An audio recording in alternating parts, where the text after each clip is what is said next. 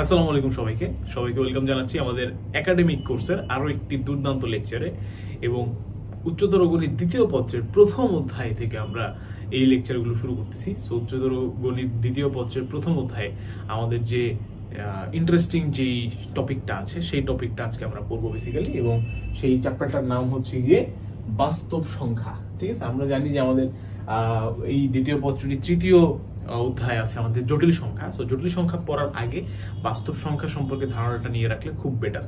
আর আরেকটা জিনিস এখানে আমি একটু বলে নিতে চাই, সেটা হচ্ছে যে এই বাস্তব সংখ্যার যে চ্যাপ্টারটা, এই চ্যাপ্টারটা যদি প্রথম পত্রের প্রথম অধ্যায় হতো তাহলে আমার কাছে মনে হয় যে আরো বেটার হতো। কেন? কারণ এখানে খুবই বেসিক জিনিসপাতি নিয়ে আলোচনা করা হয়েছে, যেমন কিভাবে ইকুয়েশন ফর্ম হয়, কিভাবে কাটাকাটি হয়, মডুলাস কিভাবে কাজ করে, ব্যবধি কিভাবে কাজ করে, ইকুয়েশন সলভ কিভাবে হয়, এই জিনিসগুলো নিয়ে কথাবার্তা বলা হয়েছে। সো এটা যদি প্রথম পত্রের অধ্যায় 1 হইতো তাহলে মনে হয় খুব একটা ভুল হতো না। যাই হোক, এটা যেভাবে আছে সেভাবেই তো থাকবে, সমস্যা নাই। এখন আমাদেরকে পড়তে হবে, সেটাই হচ্ছে আমাদের মূল উদ্দেশ্য। তো এখন আমাদের এখানে এই বাস্তব সংখ্যা চ্যাপ্টারটা আসলে খুবই সহজ সরল। ঠিক আছে, এটা প্রথমত তোমাদেরকে বুঝতে হবে যে এখান থেকে আসলে আহামরি কঠিন কিছু আসে না। এখান থেকে পুরো এক সেট প্রশ্ন পাওয়ার সম্ভাবনাও আসলে কম, এবং যেগুলো আসে সেগুলো আসলে খুব বহুল প্রচলিত ম্যাথ। ঠিক আছে, খুবই ইজি ম্যাথ সেগুলোই আসে। তো এখানে আসলে এতটাও নার্ভাস হওয়ার বা এতটাও আসলে খুব কঠিন কিছু আসবে এরকম কিছু হওয়ার সম্ভাবনা নেই। তো সহজ একটা চ্যাপ্টার, ইজি একটা চ্যাপ্টার বাস্তব সংখ্যা, এবং ওদের সেকেন্ড যে চ্যাপ্টারটা আছে যোগাশ্রয়ী প্রোগ্রামিং, এই দুইটা চ্যাপ্টার থেকে আসলে দেখা যায় যে পার্শিয়াল একটা সৃজনশীলের পার্শিয়াল আসে। সো পুরো এক স্টেম এক উদ্দীপক অনেক সময় হয়তো আসে না, আবার আসতেও পারে মাঝে মধ্যে সারপ্রাইজিংলি, বাট সাধারণত আসে না আর কি। সো এটা মাঝখানে অনেক বছর ধরে পড়ানো হয়নি, শর্ট সিলেবাস ছিল। সো এখন অনেক বছর পরে আবার ব্যাক করছে। সো এটা এখন বেশ ইম্পর্টেন্ট একটা চ্যাপ্টার এবং তোমাদেরকে ইম্পর্টেন্স দিয়েই পড়তে হবে। আর একটা জিনিস মনে রাখবো যে এই চ্যাপ্টারের উপরে তুমি কন্টেন্ট হয়তো বা কম পাবা ইউটিউবে বা সব জায়গাতে, কারণ এটা বেশ কিছু বছর ধরে এই এডটেক ইন্ডাস্ট্রি যখন থেকে গ্রো করা স্টার্ট করছে তখন থেকে আসলে শর্ট সিলেবাস, তো সো তখন থেকে আসলে এটা আহামরি এটা নিয়ে খুব একটা কাজ হয় নাই আর কি। এনিওয়েজ, চলো আমরা শুরু করি। আর আমার পরিচয় তোমরা আশা করি এতদিনে জানো, তারপর আমি একটু বলে দিই। আমার নাম হচ্ছে ভাইয়া আকিব আহমেদ প্রত্যয়, এবং ভাইয়া হচ্ছে পড়াশোনা করছি ঢাকা বিশ্ববিদ্যালয়ে, এবং ঢাকা বিশ্ববিদ্যালয়ের ইঞ্জিনিয়ারিংয়ে electrical engineering, triple E of Dhaka বিশ্ববিদ্যালয়, ঢাকা ইউনিভার্সিটি। আর তোমরা হয়তো এটাও জানো এতদিনে যে আমি হচ্ছে হালকেনস্টাইনের ভার্সিটির সেগমেন্ট হেড। ঠিক আছে, ভার্সিটি সেগমেন্ট হেড অফ হালকেনস্টাইন। ওকে, সো এই হচ্ছে আমার নাম পরিচয়।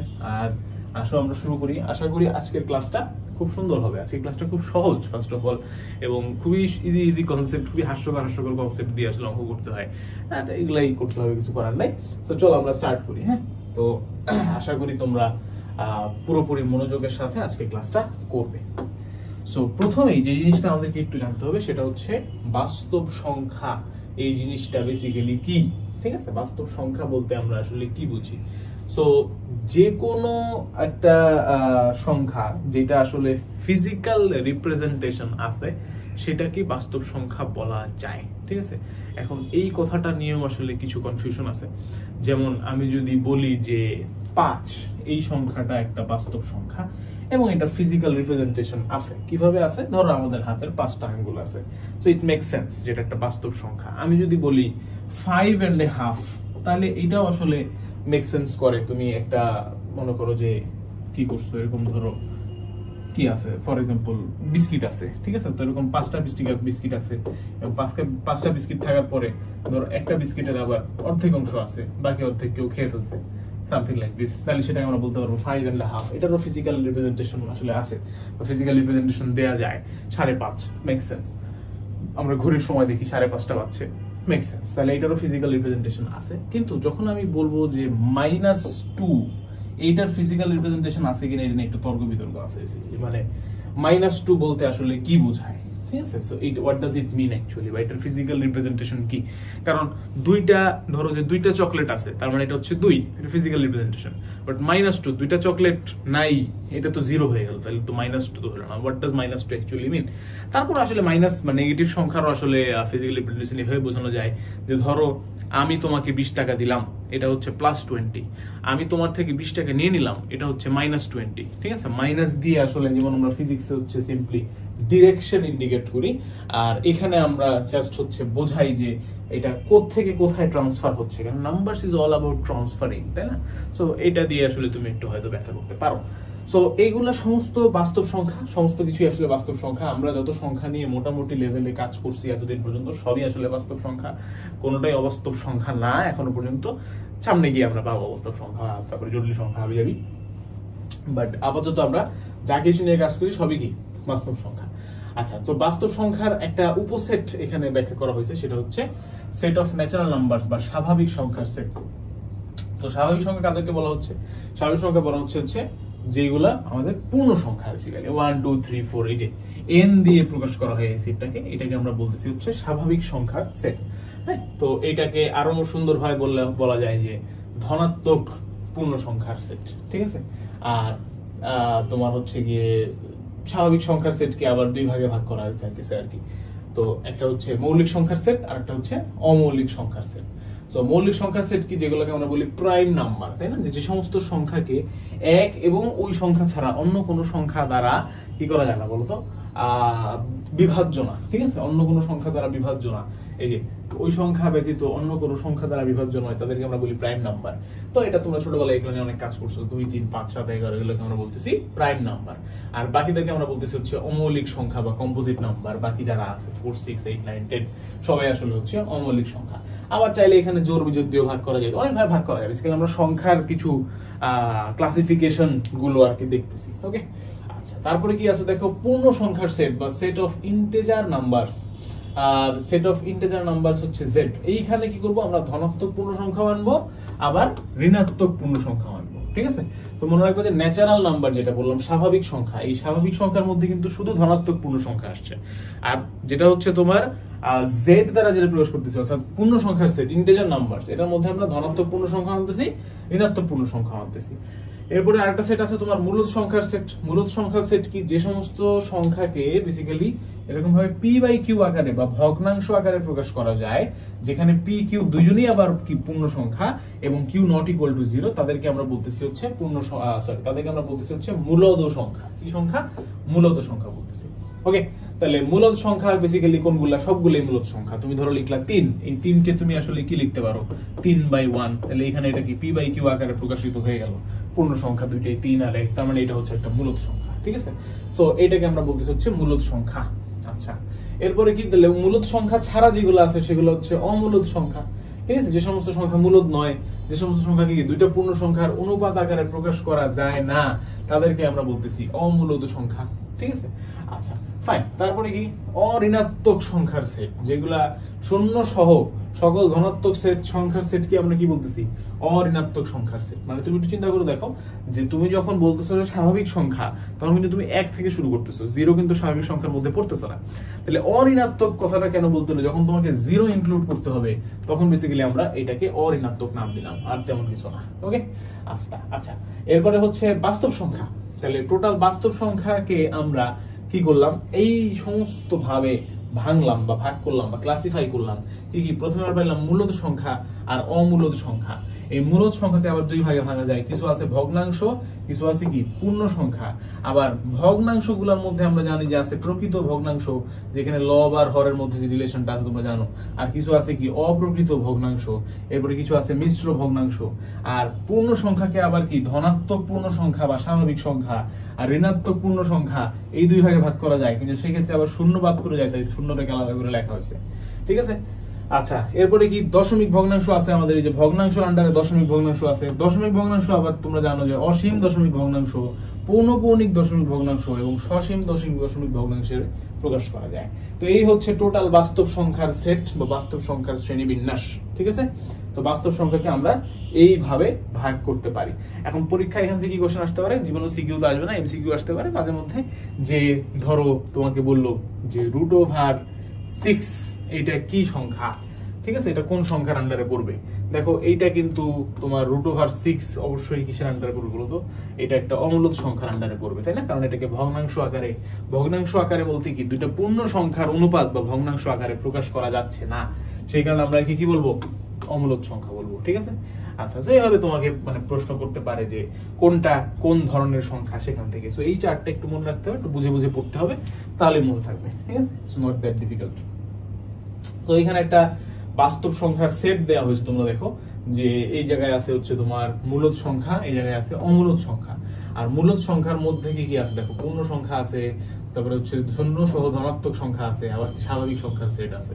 ওকে, তো এন জেড এগুলো মনে রাখতে হবে, এন জেড কিউ আর। মনে রাখবা যে N is a subset of Z, is a subset of Q, is a subset of R. এটা তোমরা ছোটবেলায় পড়ে আসছো, ঠিক আছে। যে এন কি তোমার হচ্ছে সকল স্বাভাবিক সংখ্যা, মানে 1 থেকে শুরু করে সামনে গুলা।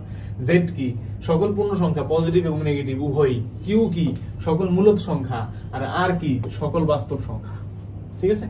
আচ্ছা, এই তো মোটামুটি ভাবে আমাদের বাস্তব সংখ্যার সেট। তো তোমরা চ্যাপ্টার 3 তে যখন যাবা, আমি নিছি ওই ক্লাসটা, তখন তোমরা দেখবা যে সেখানে আরো একটা এরকম একটা চার্ট আছে, সেম টাইপের চার্ট, বাট সেটা আরেকটু বড়, এই বাস্তব সংখ্যার উপরে আবার আরেকটা জটিল সংখ্যার কনসেপ্ট ওখানে দেওয়া হয়েছে আর কি, ঠিক আছে। সো সেটা আমরা দেখব তখন। ওকে, আপাতত আমাদের এই পর্যন্তই হচ্ছে সমস্ত সংখ্যার সেট। এই তো। আচ্ছা, সো বাস্তব সংখ্যার জ্যামিতিক ব্যাখ্যা কি, আমরা একটা নাম্বার লাইন বা সংখ্যা রেখা চিন্তা করছি, যেই সংখ্যা রেখাটা এরকম 1 ডাইমেনশনাল, অর্থাৎ এখানে উপরে যাওয়ার সুযোগ নাই, শুধুমাত্র বামে এবং ডানে তুমি শিফট হতে পারবা। এবং এই সংখ্যা রেখার মাঝে বরাবর আছে হচ্ছে 0, এবং এই সাইডে থাকবে হচ্ছে সকল পজিটিভ নাম্বারস, এবং এই সাইডে থাকবে হচ্ছে সকল নেগেটিভ নাম্বার, ধনাত্মক নাম্বার এবং ঋণাত্মক নাম্বার। এবং এই সংখ্যা রেখার উপরে কিংবা এই 1 ডাইমেনশনাল সরল রেখাটার উপরে বেসিক্যালি দুনিয়ার সমস্ত বাস্তব সংখ্যাকে প্লট করা যাবে।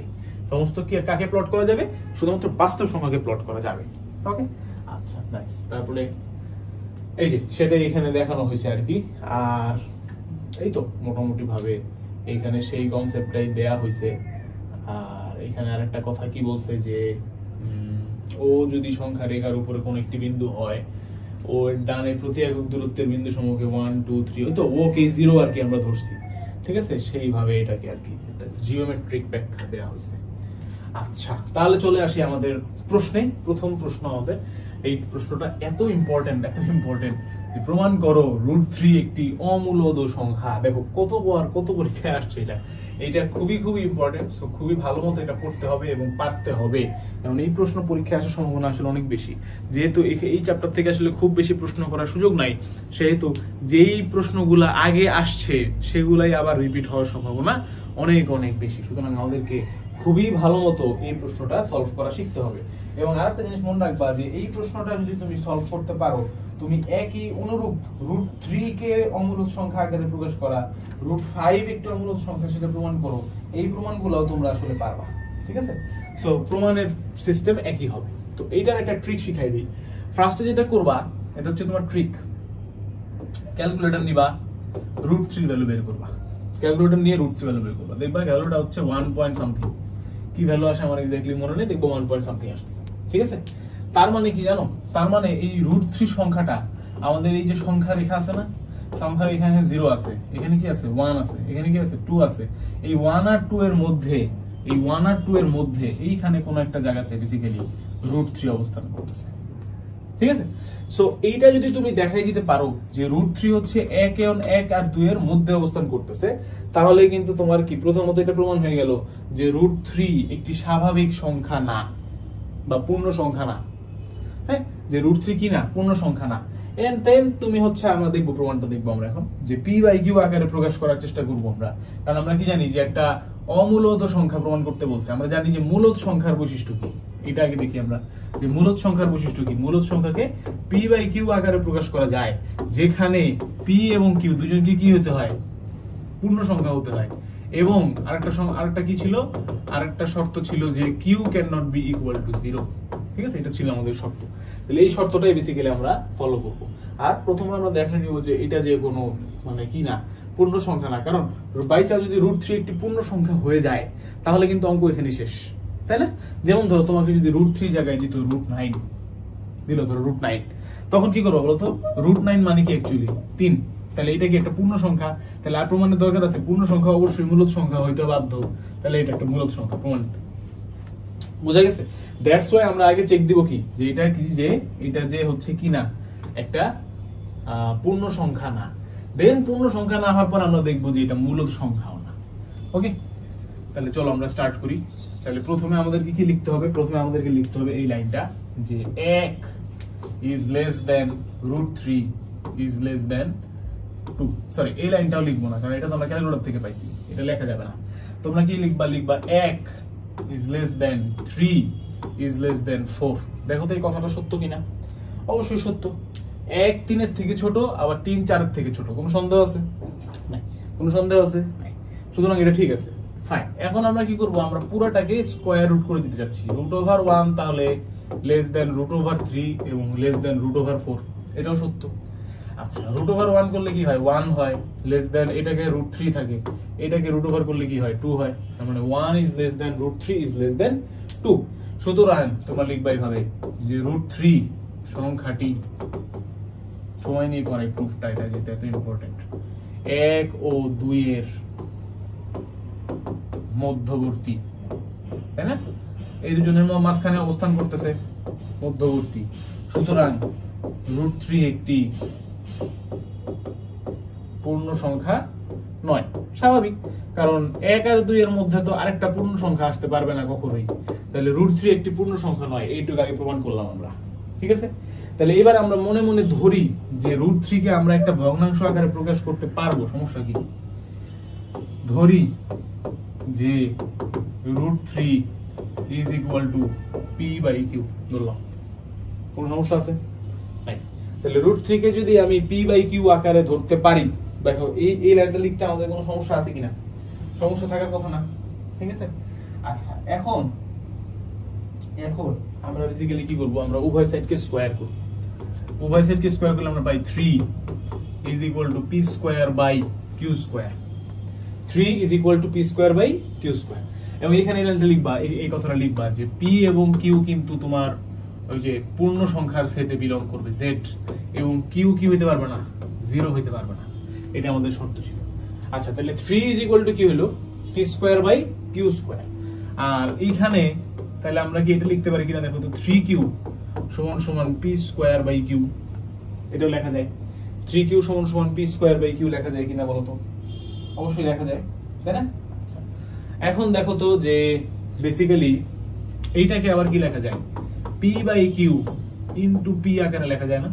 p²/q কে p/q ইনটু p আকারে লেখা যায় অবশ্যই। আচ্ছা, এখন দেখো যে এইখানে যে আমাদের প্রথম বাম পাশে যেটা আছে 3q, এই 3q একটি পূর্ণ সংখ্যা, এতে কোনো সন্দেহ নাই। কেন সন্দেহ নাই? কারণ তুমি যখন p আর q ডিফাইন করছো তখন তো বলেই দিছো যে এরা পূর্ণ সংখ্যার মধ্যে বিলং করতেছে। তাহলে 3 দিয়ে একটা পূর্ণ সংখ্যাকে গুণ করলে 3q তৈরি হয়েছে, সেটাও একটা পূর্ণ সংখ্যা অবশ্যই, কোনো সন্দেহ নাই। তাহলে 3q একটি পূর্ণ সংখ্যা, কিন্তু p/q ইনটু p একটি পূর্ণ সংখ্যা নয়। কেন পূর্ণ সংখ্যা নয়? বোঝাচ্ছি। 3p/q ইনটু p একটি পূর্ণ সংখ্যা নয়। কেন পূর্ণ সংখ্যা নয়? কারণ তুমি যখন এদেরকে ভগ্নাংশ আকারে প্রকাশ করে ফেলছো, সেইটা অবশ্যই লিস্ট ফর্মে আছে এখন, তাই না? মানে তুমি ধরো উপরে লিখছিলা 3, নিচে লিখছিলা 6, তাহলে 3/6 হাফ হয়ে গেছে না p/q এর মান এখন। তাহলে p/q, এই যে p/q, এইটা কি কখনো পূর্ণ সংখ্যা হইতে পারে? p একটি পূর্ণ সংখ্যা, q একটি পূর্ণ সংখ্যা, কিন্তু p/q পূর্ণ সংখ্যা না। আমরা তো এভাবেই তৈরি করছি জিনিসটাকে, তাই না? p/q কি কখনো পূর্ণ সংখ্যা না। আবার p একটি পূর্ণ সংখ্যা, তাহলে এইটা একটা ভগ্নাংশ বা ফ্র্যাকশন, আর এইটা একটা পূর্ণ সংখ্যা, তাই না?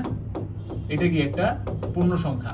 তো কখনো একটা পূর্ণ সংখ্যাকে একটা ভগ্নাংশ দিয়ে গুণ করলে আরেকটা পূর্ণ সংখ্যা পাওয়া সম্ভব না। সুতরাং p/q ইনটু p একটি পূর্ণ সংখ্যা নয়। এটা পূর্ণ সংখ্যা নয়, বরং এটি একটি ভগ্নাংশ। সুতরাং দেখো, ইকুয়েশনের এক পাশে একটা পূর্ণ সংখ্যা আর আরেক পাশে একটা ভগ্নাংশ, এটা কখনো সম্ভব না। Therefore 3q is basically not equal to p²/q। কিন্তু আমরা তো এখানে দেখলাম যে এটা সমান, এখন আমরা বলতেছি এটা সমান না। তার মানে কি? আমরা যে ধরছিলাম, কি ধরছিলাম? √3 = p/q ধরছিলাম। এই ধরাটাই আমাদের ভুল ছিল। সুতরাং √3 is not equal to p/q। Make sense? যেহেতু √3 কে p/q ফরম্যাটে প্রকাশ করা যাচ্ছে না, সুতরাং √3 একটি কি সংখ্যা? আমাদেরকে প্রমাণ করতে বলছিল যে এটা একটা অমূলদ সংখ্যা। তাহলে লিখে দিলাম, সুতরাং √3 একটি অমূলদ সংখ্যা। √3 কি?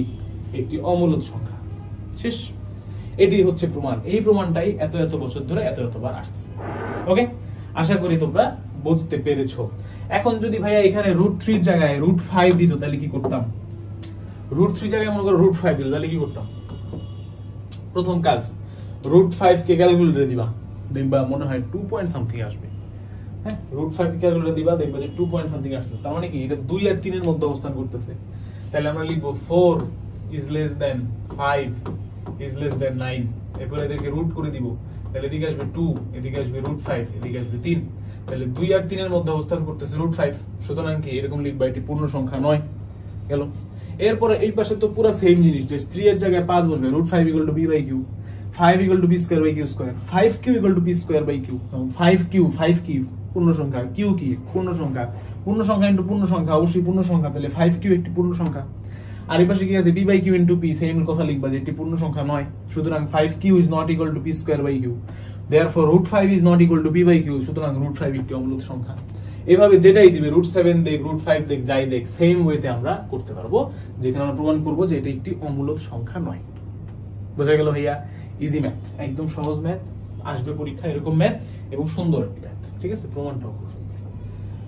আচ্ছা, এইবার আসো, আমাদের কিছু স্বীকার্য আছে। ঠিক আছে, বাস্তব সংখ্যার কিছু স্বীকার্য আছে। স্বীকার্যর কনসেপ্টটা কি ভাইয়া? যে আমরা যদি বাস্তব সংখ্যা নিয়ে কাজ করতে চাই, তাহলে আমাদেরকে এই জিনিসগুলো স্বীকার করে নিতে হবে। ঠিক আছে, অর্থাৎ তুমি যখন মনে করো একটা ফোন কিনতেছো, মোবাইল কিনতেছো, রিসেন্টলি মোবাইল কিনছো, তাই এটা এক্সাম্পল দিচ্ছি আর কি, তখন তুমি কিছু জিনিসপাতি আগে থেকেই স্বীকার করে নাও। কি স্বীকার করে নাও? ধরো তুমি আইফোন কিনতেছো, তাহলে সেই ক্ষেত্রে তুমি আগে থেকেই স্বীকার করে নিবা যে আইফোনের দামটা অনেক বেশি হবে। ঠিক আছে, ধরো তুমি আইফোন কিনতেছো, তাহলে তুমি আগে থেকে স্বীকার করে নিবা যে এই আইফোনকে আইফোনের চার্জার ব্যতীত অন্য চার্জার দিয়ে চার্জ দেওয়া যাবে না। ঠিক আছে, এখন যদিও যায়, বাট ধরো যাবে না, স্বীকার করে নিলাম।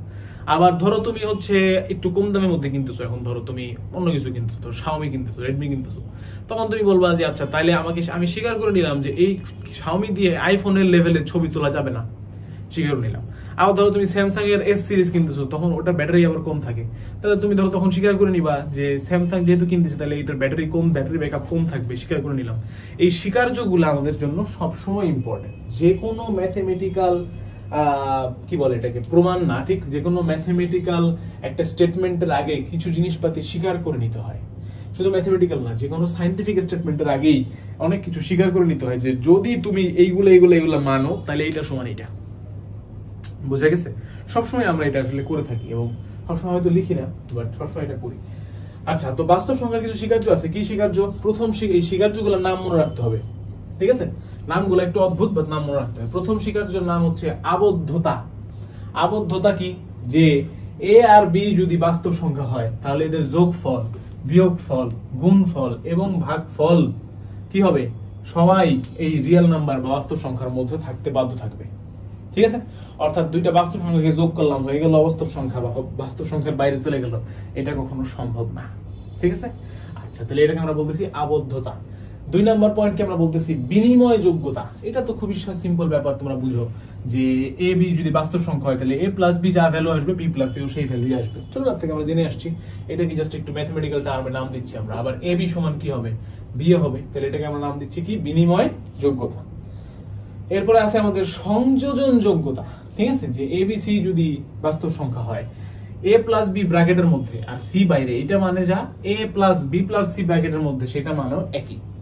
আবার গুণের ক্ষেত্রেও ab * c মানে যা a * bc মানে তা, কারণ আমরা জানি দুইটা সমানই আসলে কি ইনফ্যাক্ট abc, আর এখানে তিনটা যেটাই যোগ করো না কেন রেজাল্ট কি আসবে? Always a + b + c। তাহলে এই কনসেপ্টটাকে আমরা কি বলতেছি? আসলে সংযোজন যোগ্যতা। কি বলতেছি? সংযোজন যোগ্যতা। নামগুলো মনে রাখতে হবে। নেক্সট আছে দেখো বন্টন যোগ্যতা, অর্থাৎ a * b + c যদি হয়, তাহলে কি করে আমরা গুণ করে নেওয়া হবে a * b ab + a * c ac। এইটার নামই হচ্ছে তোমার সংযোজন বন্টন যোগ্যতা। আবার এই যে b + c * a উল্টা দিকে দিয়ে দিলেও একই জিনিস প্রযোজ্য থাকবে। ঠিক আছে, আচ্ছা, তো এই 5 নাম্বার পয়েন্ট খুব ইম্পর্টেন্ট। অভেদকের অস্তিত্ব, এক্সিস্টেন্স অফ আইডেন্টিটি। অর্থাৎ যে কোনো একটা সংখ্যা যদি এ হয়, এই সংখ্যার সাথে বাস্তব সংখ্যা এ, এই বাস্তব সংখ্যার সাথে আমি আরেকটি বাস্তব সংখ্যা যোগ করব এবং যোগ করার পরে উত্তর আমার এ আসবে, এমনটা শুধুমাত্র তখনই পসিবল যখন এই দ্বিতীয় বাস্তব সংখ্যাটা হচ্ছে 0। আমি আবার লিখি কি বলতে চাচ্ছি, আমি বলতে চাচ্ছি যে a প্লাস বি সমান সমান যদি a হয়, সুতরাং b এর মান তখন 0 হইতে বাধ্য। এটাই হচ্ছে একটা অভেদক, এই জন্য আমরা এটাকে বলতেছি অভেদকের অস্তিত্ব। ঠিক আছে, সুতরাং এই একটি মাত্র সংখ্যায় এক্সিস্ট করে যার সাথে যোগ করলে কোনো পরিবর্তন হবে না, এবং সেটা হচ্ছে অভেদক 0। একটি মাত্র সংখ্যায় এক্সিস্ট করে যার সাথে গুণ করলেও কোনো পরিবর্তন হবে না, সেটা হলো অভেদক 1। এই দেখো, দুনিয়ার অন্য যে কোনো সংখ্যা বসাও এর মান চেঞ্জ হয়ে যাবে, বাট b = যদি 1 বসাও তাহলে এর মান চেঞ্জ হবে না। তাহলে b = 1 একটি অভেদক, আর b = 0 একটি অভেদক। এই 0 কে বলা হয় যোগের অভেদক, এই যে যোগ অভেদক, আর 1 কে বলা হয় গুণনের অভেদক। ঠিক আছে, এই তাহলে 0 কি বেসিক্যালি যোগের অভেদক, 1 কি গুণের অভেদক। একটি মাত্র সংখ্যা এরকম আছে যেটার সাথে a যোগ করলে a এই থাকবে, একটি মাত্র সংখ্যা এরকম আছে যেটার সাথে a গুণ করলে a এই থাকবে। এই গুণেরটার অভেদকের নাম হচ্ছে 1 আর যোগের অভেদকের নাম হচ্ছে 0। আশা করি বুঝতে পেরেছো। অভেদকের অস্তিত্ব গেল। বিপরীতকের অস্তিত্ব, দুই ধরনের বিপরীতক আছে। কি কি? একটা সংখ্যা যদি হয় a, এর বিপরীত একটা সংখ্যা আছে -a, থাকতে বাধ্য। কারণ কি? কারণ হচ্ছে আমরা যে সংখ্যা রেখা চিন্তা করছি, আমরা বলছি মাঝে 0। এখন এইদিকে তুমি যত সংখ্যক সংখ্যা দিবা, এইদিকেও ঠিক তত সংখ্যক সংখ্যাই তোমাকে দিতে হবে, এটা সংখ্যা রেখার নিয়ম। তাহলে বেসিক্যালি এই 0 থেকে যত ইউনিট ডিস্টেন্স, এই ইউনিট ডিস্টেন্সে যদি প্লাসে থাকে, তাহলে এই 0 থেকে এই ইউনিট ডিস্টেন্সেই উল্টা দিকে -এ অবস্থান করবে, এবং এটা করতেছে বাধ্য। ওকে, তাহলে এটাকে আমরা বলতেছি হচ্ছে এর একটা বিপরীতক আছে -a। এই বিপরীতকের নাম দিছি আমরা কি বিপরীতক? মনে হয় যোগের বিপরীতক, এখানে লেখা নেই। আচ্ছা, এবং সব সময় এই a আর -a যেহেতু ডিসটেন্স সেম, তাহলে a আর -a কে যোগ করলে অলওয়েজ ভ্যালু কত হবে? 0 হবে, এটা আমরা জানি। ঠিক আছে, a প্লাস -a কত হবে? a plus -a is equal two -a plus a is equal to 0। এই জন্য আমরা একে বলতেছি বিপরীতক। ওকে, আবার আরো একটা বিপরীতক কি? এর একটা বিপরীতক অবশ্যই অবস্থান করবে 1/a, যে দুজনকে গুণ করলে আসলে কি হবে? 1 হবে। এই যে a inverse 1, a inverse into a সমান কি 1। ঠিক আছে, তাহলে a into a inverse is equal two 1। তাহলে এটাকে আমরা বলতেছি হচ্ছে গুণের বিপরীতক। ওকে, তাহলে দুইটা বিপরীতক আছে, যোগের বিপরীতক, গুণের বিপরীতক। বেসিক্যালি দেখো, বিপরীতকের সাথে যোগ করলে অভেদক আসে। এই যে অভেদক, কি করছো? যোগ করছো, তাহলে যোগের অভেদক আসছে। বিপরীতকের সাথে গুণ করলেও অভেদক আসে। কি করছো? গুণ করছো, তাহলে গুণের অভেদক। হ্যাঁ, অভেদকের সাথে এটা একটা সম্পর্ক আছে। আচ্ছা, অনন্যতা বা ইউনিকনেস কি বলতে চাচ্ছে? যে a সমান b আবার c সমান d হলে a প্লাস c সমান b প্লাস d হবে। হতে বাধ্য। কেন বাধ্য? দেখো, মনে করো a is equal two b দেয়া আছে। এখন তুমি বললা আমি উভয় সাইডে c যোগ করতে চাই, করো a প্লাস c সমান সমান কি b প্লাস c লেখা যাবে না? আবার a প্লাস c সমান সমান b প্লাস c এর পরিবর্তে কি লেখা যাবে? d লেখা যাবে। তাহলে a প্লাস c সমান b প্লাস d হয়ে গেল। এটাকে আমরা কি বলতেছি? অনন্যতা বা ইউনিকনেস। আবার তুমি চিন্তা করো যে তুমি লিখছো a ইকুয়াল টু b, এখন তুমি বললা যে আমি উভয় সাইডে c গুণ দিব, তাহলে ac সমান bc, এন্ড দেন c আর d যেহেতু একই জিনিস, তাহলে ac সমান bd লিখা যাবে, হয়ে গেল ac সমান bd। তাহলে এটাকে আমরা বলতেছি অনন্যতা বা ইউনিকনেস। ঠিক আছে, এই তো। তাহলে আমাদের 7টা ধর্ম আছে। কি কি? আবদ্ধতা, বিনিময় যোগ্যতা, সংযোজন যোগ্যতা, বন্টন যোগ্যতা, অভেদকের অস্তিত্ব, বিপরীতকের অস্তিত্ব এবং অনন্যতা। আরো আছে? নাই। আসো এইবার এইগুলা দিয়ে আমরা কি করতে পারি? দেখো, আমরা কিছু প্রমাণ দেখব বা অঙ্ক দেখব। বলছে যে উল্টাটা দিছে, এটাকে আমরা প্রমাণ করলাম না যে a ইকুয়াল টু b আবার b ইকুয়াল টু c হলে a প্লাস b সমান চিহ্ন একটা কাছাকাছি। এখন ওইটার কাছাকাছি আরেকটা দিছে যে যদি a b c তিনটেই বাস্তব সংখ্যা হয় এবং a প্লাস b সমান a প্লাস c হয়, তাহলে প্রমাণ করো যে b ইকুয়াল টু c। ঠিক আছে, খুবই কেমন জানি ইজি, বেশি ইজি, তাই না? প্রমাণগুলা মানে এইগুলা তো আমরা আর কোনোদিন হচ্ছে প্রমাণ আকারে লিখবো না, আমরা এদেরকে সরাসরি লিখবো এরপরে, তাই না? বাট এই চ্যাপ্টারটা আমরা এদেরকে প্রমাণ আকারে লিখবো, কারণ এটা অত্যন্ত বেসিক একটা চ্যাপ্টার। আচ্ছা, তাহলে আমাদের হাতে প্রথমে দেয়া আছে a প্লাস b সমান সমান a প্লাস c, তাই না? এবার আমি কি করব? এবার আমি উভয় সাইডে আমি -a যোগ করব। কি যোগ করব, মাইনাস এ যোগ করব, মাইনাস এ প্লাস সি, কারণ আমি জানি বেসিক্যালি এরা কাটাকাটি যাবে এবং finally b equal to c থেকে যাবে, তাই না? তাহলে আমি উভয় সাইডে কি যোগ করলাম, মাইনাস এ যোগ করে দিলাম। আচ্ছা, এখন দেখো এই যে এখানে কি আছে, বেসিক্যালি এরকম আছে না, তো আমি চাইলে minus a plus B is equal to minus a plus c লিখতে পারবো। কেন লিখতে পারবো? এইটাই আমরা একটু আগে শিখে আসছি, সংযোজন যোগ্য বিনিময় যোগ্যতা নাকি সংযোজন যোগ্যতার মধ্যে ভুলে গেছি। এই যে ব্র্যাকেট থাকলে ব্র্যাকেটটা কি করা যায়, শিফট করে দেওয়া যায়। এই যে ব্র্যাকেট থাকলে শিফট করে দিছি, বি প্লাস সি এর মধ্যে দিয়েছি ব্র্যাকেট। এইখানেও সেম জিনিসটাই করলাম না, আমরা ব্র্যাকেটটা শিফট করে দিলাম, হ্যাঁ, এদিকে নিয়ে আসলাম। তাহলে এইটার পাশে লিখবা প্রমাণের সময় কিন্তু লিখতে হবে, না লিখলে নাম্বার কেটে যাবে। সংযোজন যোগ্যতা কি লিখবা, সংযোজন যোগ্যতা। শুধু এই চ্যাপ্টারের জন্য প্রযোজ্য, এটা আবার সব জায়গায় আবার লিখে দিই, শোনা, সংযোজন যোগ্যতা, ঠিক আছে?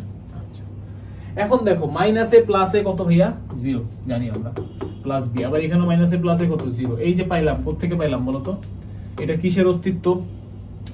এমন মানে মাইনাস এ আর প্লাস এ সমান সমান যে 0 হবে, এটা আমরা কোত্থেকে পাইছিলাম? এই যে এটা আমরা পাইছি হচ্ছে বিপরীতকের অস্তিত্বের মধ্যে, হয়েছে মাইনাস এ প্লাস এ সমান সমান 0।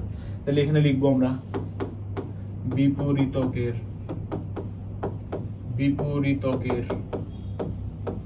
অস্তিত্ব, ঠিক আছে, বিপরীতকের। আচ্ছা, এখন আবার কি দেখো, এই পাশেও 0 আসে, এই পাশেও 0 আসে, বেসিক্যালি কানেক্ট যাবে না। তাহলে এখানে আমরা কি লিখতে পারবো, b is equal to c. দেখো এটাই আমাদের কি কাঙ্ক্ষিত প্রমাণ, তাই না? এটাই কি আমাদের কাঙ্ক্ষিত প্রমাণ। আচ্ছা, এখানে যে বি প্লাস 0 সমান সমান কি লিখলাম, বি লিখলাম, আবার সি প্লাস 0 সমান সমান কি লিখলাম, সি লিখলাম। তাহলে এইটা আমরা কোথায় পড়ছিলাম? এই যে এখানে পড়ছিলাম যে a প্লাস 0 সমান সমান 0 প্লাস a সমান সমান a। এটার মানে কি, এটাই হচ্ছে আমাদের অভেদকের অস্তিত্ব বেসিক্যালি। তাহলে এখানে যখন এই লাইনটা লিখবা তখন পাশে লিখবা অভেদকের অস্তিত্ব। এই ব্যাপারটা হচ্ছে জিনিস সহজ, কিন্তু কমপ্লেক্স পড়ি আর কি। আমরা কি লিখবো, অভেদকের অস্তিত্ব। তাহলে আমরা কি লিখতে পারি, প্রমাণিত বা প্রুফড হয়ে গেল, ঠিক আছে? তাহলে দেখো এই ছোট্ট প্রুফটার মধ্যে 3টা বা বেসিক বাস্তব সংখ্যা বা ম্যাথমেটিক্সের রুল ইউজ হয়েছে। প্রথমটা হচ্ছে সংযোজন যোগ্যতা, দ্বিতীয়টা হচ্ছে বিপরীতকের অস্তিত্ব, আর তৃতীয়টা হচ্ছে অভেদকের অস্তিত্ব। না, তাহলে আমরা এটা করে ফেললাম, হয়ে গেল, সহজ। এবার কি আছে দেখো, আরেকটা ধর্মের কথা বলা আছে এখানে, সেটা হচ্ছে সম্পূর্ণতা ধর্ম।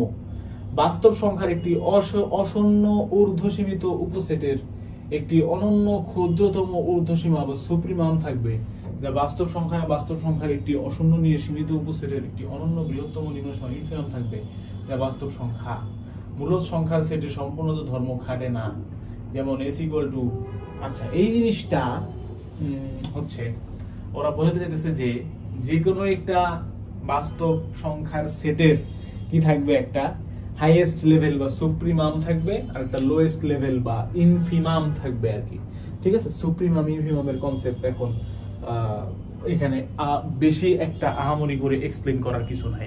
এটা ম্যাক্সিমাম মিনিমার মধ্যে তোমরা অলরেডি পড়ে আসছো, যেটা হচ্ছে কোথায় পড়ছো তোমরা, ডিফারেন্সিয়েশন চ্যাপ্টারে বা অন্তরীকরণ চ্যাপ্টারে তোমরা মোটামুটি ভাবে পড়ে আসছো, সেটার একটা ডিফারেন্ট ফরম্যাট আর কি। আচ্ছা, এবার আরেকটা ইন্টারেস্টিং জিনিস, সেটা হচ্ছে বাস্তব সংখ্যার পরম মান। এটাও আমরা ছোটবেলা থেকে পড়ে আসছি, তাই না? বাস্তব সংখ্যার পরম মান মানে কি, মডুলাস অ্যাপ্লাই করে দিলে আমরা বলি হচ্ছে পরম মান। আর এই পরম মান হচ্ছে গিয়ে তোমার কি হয়, পজিটিভ সংখ্যা থাকলে পজিটিভ থাকে, নেগেটিভ সংখ্যা থাকলেও পজিটিভ হয়ে যায়, তাই না? 0 থাকলে 0 থাকে। এইটাই হচ্ছে পরম মান এবং মডুলাসের কনসেপ্ট আর কি, ঠিক আছে? আর এইটার মানে কি অ্যাকচুয়ালি, মডুলাস মানে হচ্ছে তোমার এই যে তোমার যে নাম্বার লাইনটা আছে বা সংখ্যা রেখা আছে, এইটার এই 0 থেকে সংখ্যাটা কতটুকু ডিস্টেন্সে আছে সেইটা। এই যে পি যদি এই সংখ্যাটা হয় আর পি প্রাইম যদি এই সংখ্যাটা হয়, তাহলে এখানে হচ্ছে এক্স, না সরি, এখানে এক্স হলে এখানে মাইনাস এক্স, ঠিক আছে? পি আর পি প্রাইম হলো পজিশন। তাহলে এই 0 থেকে x এর ডিসটেন্স যদি x হয়, 0 থেকে -x এর ডিসটেন্সও কত, x। তাহলে এই দূরত্বটা নির্ণয় করার জন্য বেসিক্যালি এই পরম মান বা অ্যাবসলিউট ভ্যালু ব্যবহার করা হয়, ঠিক আছে? আচ্ছা, তো এখন আমরা কি করব, এটা একটা বেসিক সংজ্ঞা আছে, তোমরা ছোটবেলা থেকে পড়ে আসছো। এই এক্স মডুলাসের ভ্যালু কত? এক্স যখন এক্স ইজ গ্রেটার দেন 0, 0 যখন এক্স ইজ ইকুয়াল টু 0, আর মাইনাস এক্স যখন এক্স ইজ লেস দেন 0। ঠিক আছে? তো ভাইয়া এটা আপনি কি বললেন যে এটার ভ্যালু মাইনাস এক্স যখন এক্স ইজ লেস দেন 0, এটার মানে কি? তাহলে এটা একটু বোঝা দরকার ভালো করে। তার মানে ধরো আমি দিলাম -3 মডুলাস, এইটার ভ্যালু কত? এইটার ভ্যালু আমরা বলতেছি -3। ঠিক আছে? কেন? কারণ এইটা হলো গিয়ে আমাদের কি এক্স, আর এটা হলো -x, বুঝছো? তাহলে -3 দিলে কি হয়ে যাবে? +3 হয়ে যাবে। তো এই জিনিসটা বললাম বুঝতে ভুল করে কিন্তু। ঠিক আছে? ওরা মনে করে যে এক্স মডুলাসের ভ্যালু কত? সবসময় +x, কারণ এটা তো মডুলাস না। -x যখন x is less than 0, এই যে -3 ভ্যালু এখানে কি বের করলাম? দেখো, চিন্তা করো, এই -3 ভ্যালু যে বের করলাম, এখানে আমাদের x কে -3। তাহলে তুমি যদি বলতা যে ভাইয়া যাই থাকুক না কেন আমি শুধু কি লিখবো? পজিটিভ করে দিব, আমি শুধু এটা লিখবো, তাহলে তো -3 হয়ে যেত। -3 মডুলাসের ভ্যালু কি -3? না, -3 মডুলাসের ভ্যালু হচ্ছে +3। তাহলে আমরা কি করলাম? এর সাথে একটা এক্সট্রা মাইনাস যোগ করে দিলাম, দেন এটা চেঞ্জ হয়ে হচ্ছে +3 হয়ে গেল। তাহলে এইটা হচ্ছে আমাদের বেসিক কনসেপ্ট কিসের? মডুলাসের বা অ্যাবসলিউট মান বা পরম মানের। ঠিক আছে? যাই থাকুক না কেন সেটাকে কি করে দিতে হবে? ইনফ্যাক্ট পজিটিভ করে দিতে হবে। তো এই পরম মানের কিছু প্রপার্টি আছে, প্রপার্টিগুলো খুব ভালো মতো পড়তে হবে, বাস্তব সংখ্যার পরম মানের প্রপার্টি। ঠিক আছে? খুবই মনোযোগ দিয়ে দেখবা, খুব ভালো করে দেখতে হবে, এবং এখান থেকে কিন্তু মানে সামনে আমরা অন্য অঙ্ক যখন করবো তখন এগুলো কাজে লাগবে। আচ্ছা, প্রথম প্রপার্টি কি? x যদি একটি বাস্তব সংখ্যা বা রিয়েল নাম্বার হয়, তাহলে x modulus has to be greater than equal x। অর্থাৎ ওরা কি বলতে যাচ্ছে বুঝো একটু। তুমি ধরো 5 মডুলাস বের করলা, এই 5 মডুলাসের ভ্যালু কত? 5। তুমি ধরো -5 মডুলাস বের করলা, এর ভ্যালু কত? 5। তার মানে এইখানে কিন্তু ছিল -5, এটার যে অ্যানসার আসছে সেটা কি এর থেকে বড় না? বড়। তার মানে বেসিক্যালি মডুলাস যখন আমরা বের করি, মানে এই ক্ষেত্রে এই -5 হলো x, হ্যাঁ, -5 কি x, আর -5 মডুলাস হলো x বার, সরি x মডুলাস। এখন চিন্তা করে দেখো, x মডুলাস বড় না x বড়? x তো -5 আর x মডুলাস হলো 5, তাহলে x মডুলাস বড়। তার মানে x কে কি হইতে হবে? ছোট হইতে হবে x মডুলাস থেকে। এটাই তো পাইলাম আমরা এখান থেকে, তাই না? x কি হইতে হবে? x মডুলাস থেকে ছোট হইতে হবে। দেখো এটাই লিখছে এখানে, x modulus has to be greater than x, কিন্তু এখানে একটা গ্রেটার দেন ইকুয়াল সাইন দিছে। কেন গ্রেটার দেন ইকুয়াল সাইন দিছে? শুধুমাত্র কখন? যখন এই যে এরকম হয়ে যাবে যে এখানে x এর ভ্যালু কত? 5, আবার x মডুলাসের ভ্যালু কত? 5, তাহলে তখন কি মাঝে মধ্যে ইকুয়াল হইতে পারে। এই কনসেপ্টটা এখানে লেখা হয়েছে। আর এটার একটা কি তোমার ম্যাথমেটিক্যাল প্রমাণ দেয়া আছে এখানে, যে x যখন গ্রেটার দেন ইকুয়াল 0 তখন কি x মডুলাস সমান x, একটু আগে দেখে আসলাম। আর x যখন লেস দেন 0 তখন x মডুলাস সমান কি? -x। কিন্তু x ইজ লেস দেন 0, তাহলে -x কি হবে? Greater than 0। ঠিক আছে? তাহলে সেখান থেকে আমরা আসলে কি বুঝলাম? যে x মডুলাসের ভ্যালু সব সময় এই রেঞ্জে থাকে, এই যে x মডুলাসের ভ্যালু -x 0x রেঞ্জে থাকবে। ঠিক আছে? তাহলে আমরা বলতে পারি যে x modulus is always greater than x। ওকে? এবং 1 আর 2 মানে এখানে আছে x modulus equal to x হবে, অথবা কি হবে? x modulus greater than x হবে। তার মানে এই দুটো একসাথে করে আমরা লিখতে পারি x modulus has to be greater than equal x। এটা প্রমাণ আসবে না, চিন্তা করো না, বাট আমরা জাস্ট কনসেপ্টটা নিচ্ছি। কি নিচ্ছি? কনসেপ্টটা নিচ্ছি। ঠিক আছে? ওকে, নাইস। নেক্সট, x যদি বাস্তব সংখ্যা হয় তার জন্য x মডুলাসের square equal to x square. And এটাও মেক সেন্স করে, তাই না? ধরো যে -3 এর স্কয়ার কত? 9। এখন বলো -3 এর মডুলাস, আলহামদুলিল্লাহ, সরি, তার স্কয়ার কত? এটার মানে কি আসলে? -3 মডুলাস কি 3, তার স্কয়ার কত? 9। তাহলে এটা তো ইকুয়াল হবে, এটা তো কমন সেন্স, তাই না? তাহলে এই কমন সেন্সটা এখানে আগে একটা প্রপার্টি আকারে লেখা হয়েছে, এবং এটা একটা প্রমাণ আছে। দেখো, যখন x is greater than equal 0 তখন কি x মডুলাস সমান x, এবং x মডুলাসের স্কয়ার মানে কি? তাহলে x স্কয়ার। আর যখন x ইজ লেস দেন 0 তখন আমরা জানি x মডুলাস মানে কি? -x, তাহলে x মডুলাস স্কয়ার মানে হলো -x হোল স্কয়ার সমান x স্কয়ার। দুটো আসলে সেম, তাহলে x মডুলাস স্কয়ার সমান x স্কয়ার। a আর b যদি বাস্তব সংখ্যা হয় তাহলে a ইনটু b এর মডুলাস আর a modulus into b modulus সমান হবে। ঠিক আছে? এইটা খুবই ইন্টারেস্টিং একটা প্রুফ। এখন এখানে ওরা বলতে চাচ্ছে যে বাবা তুমি যদি 3 আর 5 গুণ করো, হ্যাঁ, অথবা একটু কমপ্লেক্স কেস নাও, -3 আর 5 গুণ করো, তাহলে তুমি পাবা -15। দেন এটাকে মডুলাস দাও, তাহলে হচ্ছে +15। এখন তুমি এইটাকে আলাদা আলাদা করে মডুলাস দাও, তাহলে -3 কে মডুলাস দিলে কি হবে 3, আর 5 কে মডুলাস দিলে হবে 5, তাহলে 3 5 এ কি হবে 15। এই দুইটা যে ইকুয়াল, ওরা এই কথাটাই বলতেছে। এখন এইখানে তাহলে চিন্তা করে দেখো কয়টা কেস হতে পারে, হয় এইটা পজিটিভ এটাও পজিটিভ, এটা পজিটিভ এটা নেগেটিভ, এটা নেগেটিভ এটা পজিটিভ, এবং দুইটাই নেগেটিভ, 4টা কেস হতে পারে। তাহলে 4টা কেস এই প্রমাণটা দেখাইতে হবে। দেখো প্রথম ক্ষেত্র এ ও পজিটিভ বি ও পজিটিভ, তাহলে এ মডুলাস সমান কি A, B modulus B, A modulus into B modulus A B, আর A B modulus A B, ঠিক আছে। আর এ আর বি দুইজনই যদি পজিটিভ হয় তাহলে এ বি এর ভ্যালুও কি পজিটিভ, সুতরাং ইট মেক্স সেন্স, তাই না? তাহলে A B modulus is equal to A B is equal to A modulus into B modulus. দ্বিতীয় ক্ষেত্র, এবার এ কে ধরা হচ্ছে পজিটিভ কিন্তু বি কে ধরা হচ্ছে নেগেটিভ। একটা যদি নেগেটিভ থাকে তাহলে এই দুইটার গুণফল কি হবে, নেগেটিভ হবে, ঠিক আছে। আর নেগেটিভ হোক যাই হোক, এটারে যখন আমরা মডুলাস দিব তখন এটা কি হয়ে যাবে, পজিটিভ হয়ে যাবে বেসিক্যালি। হ্যাঁ, আর মডুলাস দিলে আমরা কি লিখি, মাইনাস দিয়ে লিখি, কারণ আমরা জানি যে এক্স মডুলাস যখন x is less than equal 0 তখন এক্স মডুলাস সমান কি -x, তাহলে এই যে এ বি মডুলাস কি লিখবো -ab, ঠিক আছে, হয়ে গেল। আর এখানে আমরা কি লিখতে পারি, তাহলে -ab কে লিখতে পারি a ইনটু -b, এই a হলো গিয়ে a মডুলাস আর -b হলো গিয়ে b মডুলাস, প্রমাণিত। একই ভাবে তৃতীয় ক্ষেত্র করা হয়েছে, চতুর্থ ক্ষেত্র করা হয়েছে, তোমরা দেখে নিতে পারো, খুবই সহজ একটি প্রমাণ। হ্যাঁ, আচ্ছা, তাহলে এইভাবে 4টা কেস দিয়ে ব্যাখ্যা করলাম। এবার বিকল্প একটা পদ্ধতি আছে একদম ছোট, সেটা কি, প্রমাণ করতে বলছে না যে ab মডুলাস সমান a মডুলাস b মডুলাস, তাহলে আমরা উভয় সাইড মানে প্রথমে ab মডুলাস কে স্কয়ার করে দিই। তাহলে আমরা আগের প্রমাণ থেকে জানি যে a মডুলাসের স্কয়ার হলো a স্কয়ার, তাহলে ab মডুলাসের স্কয়ারও কি ab স্কয়ার। তাহলে ab স্কয়ার যদি হয় তাহলে আমরা ab মডুলাসের হোল স্কয়ার কে লিখতে পারি না a স্কয়ার b স্কয়ার। আবার a স্কয়ার কে কি a মডুলাস স্কয়ার লেখা যায়, আর b স্কয়ার কে কি b মডুলাস স্কয়ার লেখা যায়, অবশ্যই লেখা যায়। তাহলে এই দুইটাকে যদি আলাদা আলাদা করে স্কয়ার লেখা যায় তাহলে এই দুজনকে একসাথে করে আবার স্কয়ার লেখা যাবে। এখন এখানে একটা স্কয়ার আছে, এখানে একটা স্কয়ার আছে, দুই থেকে স্কয়ার উঠে দাও, এই পাশে হয়ে যাবে a মডুলাস আর এই পাশে হয়ে যাবে a মডুলাস b মডুলাস, প্রমাণ। যাই হোক, যেভাবেই হোক আমরা প্রমাণ করলাম আর কি যে ab মডুলাস সমান সমান a modulus into b modulus.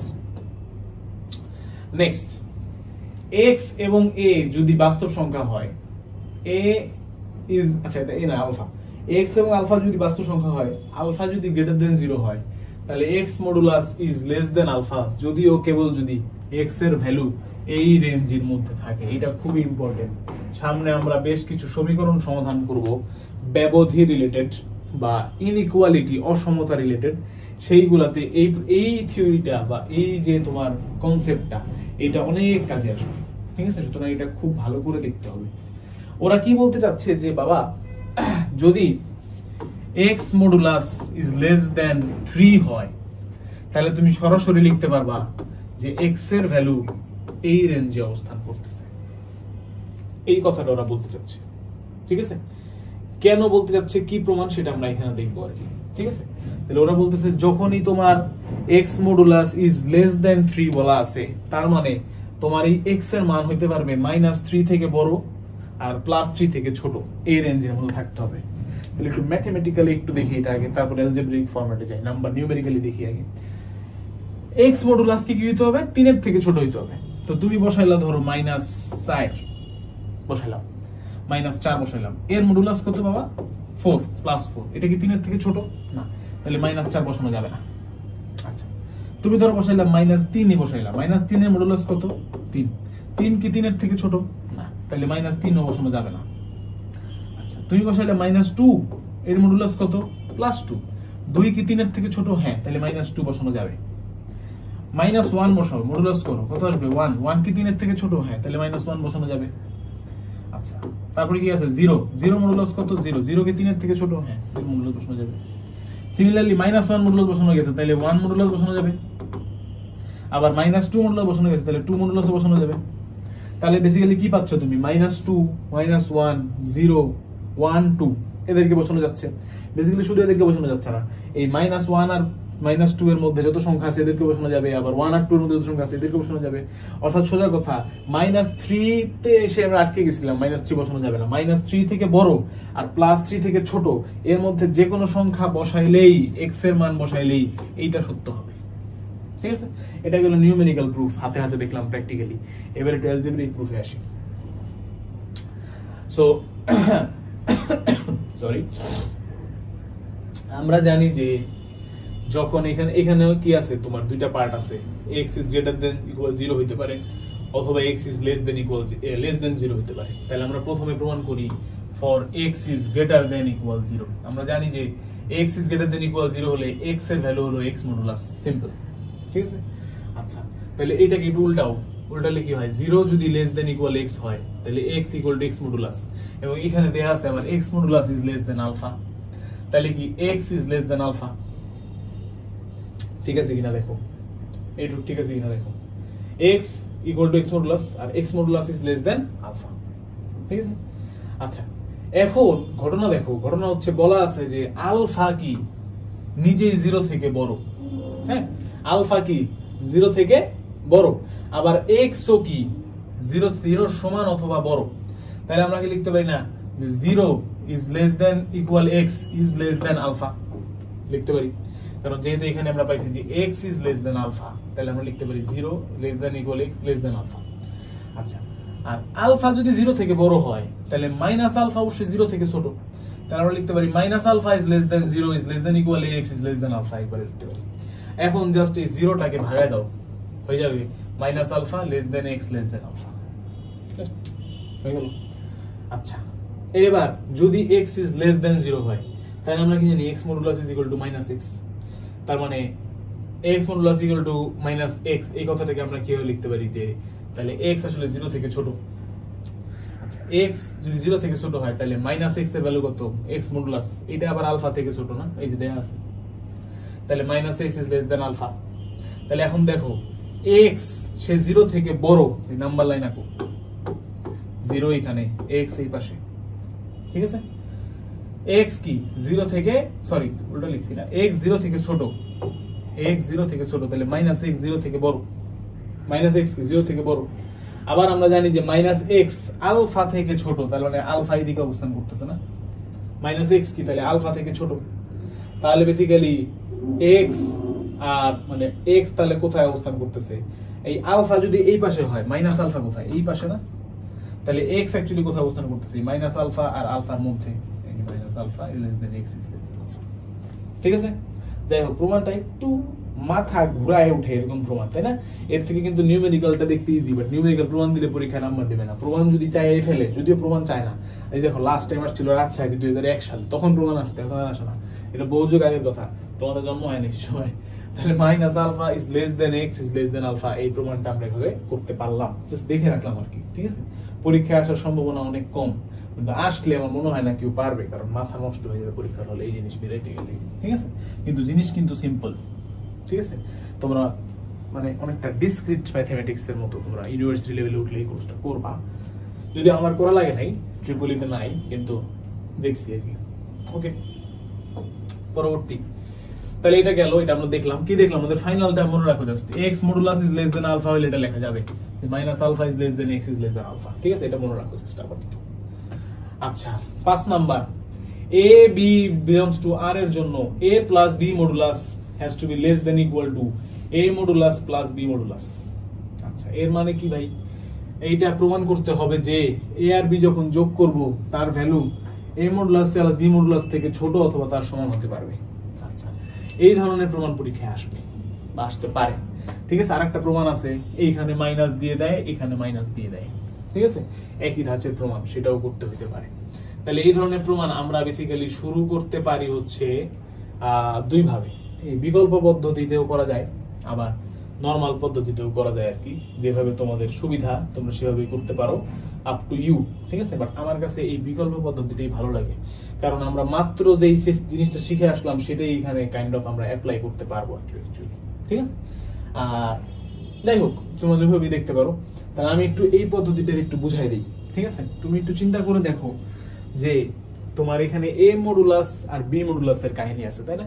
তাহলে আমরা আগে এটা নিয়ে একটু চিন্তা ভাবনা করি। দেখো, তোমার a মডুলাস, এইটার এই যে a মডুলাস যে ভ্যালুটা, ঠিক আছে, এইটার মানে কি, তোমার minus a modulus less than equal A modulus লেখা যাবে না, কারণ ধরো এ মডুলাসের ভ্যালু হলো 5, তাহলে -5 লেস দেন ইকুয়াল 5 লেখা যাবে, ঠিক আছে, কারণ এই দুটো হয় ইকুয়াল হবে, তাহলে লেস দেন হবে।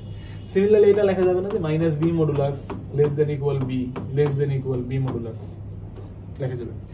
এখন তাহলে আমরা এইটাকে ধরো ইকুয়েশন 1 আর এইটাকে ধরো ইকুয়েশন 2, আমরা এই দুইটা ইকুয়েশন যোগ করি, তাহলে এখানে কি পাবো? -a modulus -b modulus less than equal a plus b less than equal a modulus plus b modulus, ঠিক আছে না? এখন তাকায় দেখো তো, আমাদের আসলে প্রমাণ করতে হবে কিন্তু জাস্ট এই a plus b is less than equal a modulus plus b modulus, এর কোনো কাজ আছে? নাই। তাহলে একে ভুলে যাও, লেখো a plus b less than equal a modulus plus b modulus. থাকো এই পর্যন্ত থাকো, এটার নাম দাও ইকুয়েশন নাম্বার 3। এবার আবার চিন্তা করো তো যে a প্লাস b মডুলাসের ভ্যালু আমরা কি দেখছিলাম? আচ্ছা এটা বাদ দাও, সিম্পল যে কোনো একটা সংখ্যা a মডুলাস ধরো, এর ভ্যালু কি হতে পারবে? এর ভ্যালু অবশ্যই দেখো এখানে দেখাই আমি, এটাও না 1 নাম্বারটা, এই মডুলাসের ভ্যালু নরমাল সংখ্যা থেকে অবশ্যই গ্রেটার দ্যান ইকুয়াল হবে, তাহলে মডুলাসের ভ্যালু নরমাল সংখ্যা থেকে অবশ্যই কি হবে? গ্রেটার দ্যান ইকুয়াল হবে, এটা লেখা যায়। তাহলে এখন এই a মডুলাসের জায়গায় আমি লিখবো a প্লাস b মডুলাস, আর এই পাশে লিখবো a প্লাস b। কোনো সমস্যা আছে? তাহলে a plus b modulus is greater than equal a plus b, a plus b থেকে বড়, a প্লাস b মডুলাস কি বলতো? Greater than equal a plus b, a plus b modulus a plus b থেকে বড়, ঠিক আছে? এখন তুমি চিন্তা করে দেখো a plus b a modulus plus b modulus থেকে ছোট, a প্লাস b এই সংখ্যাটা এর থেকে ছোট, আবার a এর থেকেও ছোট, a প্লাস b মডুলাস থেকেও ছোট, তাহলে কি আমরা এইটাকে যদি ইকুয়েশন 4 দেই, তাহলে ইকুয়েশন 3 আর 4 থেকে কি লেখা যায় না যে a plus b modulus has to be less than equal a modulus plus b modulus? Make sense? একটু এভাবে চিন্তা করো, এইটা মনে করো তোমার দাদা তোমার বাবা থেকে বয়সে বড়, আর সরি একটু ভুল করছি, এইটা মনে করো তোমার দাদা তোমার থেকে বয়স অবশ্যই বড় হবে, কোনো কনফিউশন আছে? নাই। এটা তোমার দাদা তোমার থেকে বয়সে বড়, ওকে? আচ্ছা এখন দেখো এটা হলো তুমি, এই যে তুমি a প্লাস b, তুমি তোমার বাবা থেকে বয়সে ছোট, মেক সেন্স? ঠিক আছে, মেক সেন্স? এই যে তোমার বাবা তোমার থেকে বয়সে বড়, উল্টা দিকে চিন্তা করলে মেক সেন্স? এটা হলো তুমি না? এখন তুমি ইকুয়েশন থেকে বাদ, তোমার বাবা তোমার দাদা থেকে কি হবে? বয়সে ছোট হবে, লিখলাম ছোট, বুঝছো? কাইন্ড অফ হচ্ছে গিয়ে তোমার, যেহেতু এই যে a প্লাস b পার্টটা দুইটার মধ্যেই আছে, তাই এটা বাদ, বোঝা গেল? এই হলো ঘটনা। তাহলে তোমরা এভাবে প্রমাণ করতে পারো। এভাবে প্রমাণ করলে জায়গা কম লাগে, সময় বাঁচে, কিন্তু মাথা একটু বেশি ঘাটাইতে হয়। আর এটা হলো বাংলা নিয়মে প্রমাণ, এটা আমার পছন্দ না, বাট তোমরা তাও দেখতে পারো চাইলে বলে। ঠিক আছে, up to you, totally up to you, তোমরা এভাবে প্রমাণটা করতে পারো। মুভিং ফরওয়ার্ড, যথাযথ কারণ উল্লেখ করে মডুলাস অফ 3 - 5 মডুলাস - 7 - 12 মডুলাসের মান নির্ণয় করো। এটা কোনো ব্যাপার? 3 - 5 মডুলাস - 7 - 12 মডুলাসের মডুলাস, তাহলে মডুলাসটা বাইরে থাকবে। 3 - 5 কে করলে কত হয়? -2 মডুলাস, -7 - 12 কে করলে কত হয়? -5 মডুলাসের মডুলাস, -2 মডুলাসের ভ্যালু কত? 2, -5 মডুলাসের ভ্যালু কত? 5, 2 - 5 এর মডুলাস, 2 - 5 এর ভ্যালু কত? -3 মডুলাস, आंसर কত? 3, শেষ। আচ্ছা, এখন যথাযথ কারণগুলো এখানে প্রত্যেকবার লিখতে হবে। যথাযথ কারণ আর কিছুই না, প্রত্যেকবারই হলো গিয়ে তোমার কি, যেহেতু x ইজ লেস দেন 0, তাই x modulus is equal to -x, এটা প্রত্যেকবার ব্যবহার হচ্ছে। ঠিক আছে, এটা এই লাইনে তো লিখবা না, সরি, এই লাইনে আর এই লাইনে লিখে দিবা। ওকে, নাইস। তাহলে আমরা পেরে গেলাম। এই টাইপের এগুলো তো সোজা, ভ্যালু বের করার কাহিনী আসছে। আচ্ছা, এইবার ইন্টারেস্টিং বিষয়তে আসছে। দেখো, সমাধান করো এবং প্রতি ক্ষেত্রে সমাধান সেট দেখাও। কি বলছে? সমাধান করো এবং প্রতি ক্ষেত্রে সমাধান সেট দেখাও। এবার আমাদের এগুলোকে আমি বলতেছিলাম হচ্ছে অসমতা, এগুলোকে বলা হয় হচ্ছে কিসের অঙ্ক? অসমতার অঙ্ক বলা হয়, ঠিক আছে? আচ্ছা, তাহলে অসমতার অঙ্কের মধ্যে দেখো আমরা যে একটু আগে শিখে আসলাম, কি শিখে আসলাম? X modulus less than alpha হলে কি লিখতে পারবো? Minus X alpha plus X. মনে আছে তো? ভুলে যাবো না এখন। তাহলে এই জিনিসটা এখানে আমরা ব্যবহার করতে পারি। কি ব্যবহার করতে পারি? দেয়া আছে 2x plus 3 modulus is less than 7, তাহলে আমরা লিখতে পারি -7 2x plus 3 less than 7। অবশ্যই লেখা যাবে। এখন এটাকে সমাধান করতে বলছে, অর্থাৎ x এর ভ্যালুর x এর ভ্যালুর যে লিমিটটা সেটা বের করতে বলছে। তাহলে আমাদের কাজ হচ্ছে এখান থেকে x নিয়ে আসা। তাহলে -7 থেকে -3 বাদ দাও, 2x plus 3 থেকেও -3 বাদ দাও, আর +7 থেকেও -3 বাদ দাও। -7 -3 হচ্ছে -10, এখানে থাকলো 2x আর এখানে থাকলো 4। এইবার তিনটা সাইডকে 2 দিয়ে ভাগ দাও, 2x/2 4/2। তাহলে -10/2 হলো -5, আর এটা হয়ে গেল x, এটা হয়ে গেল 2। তাহলে x এর ভ্যালু হলো -5 আর 2 এর মধ্যে অবস্থান করতেছে।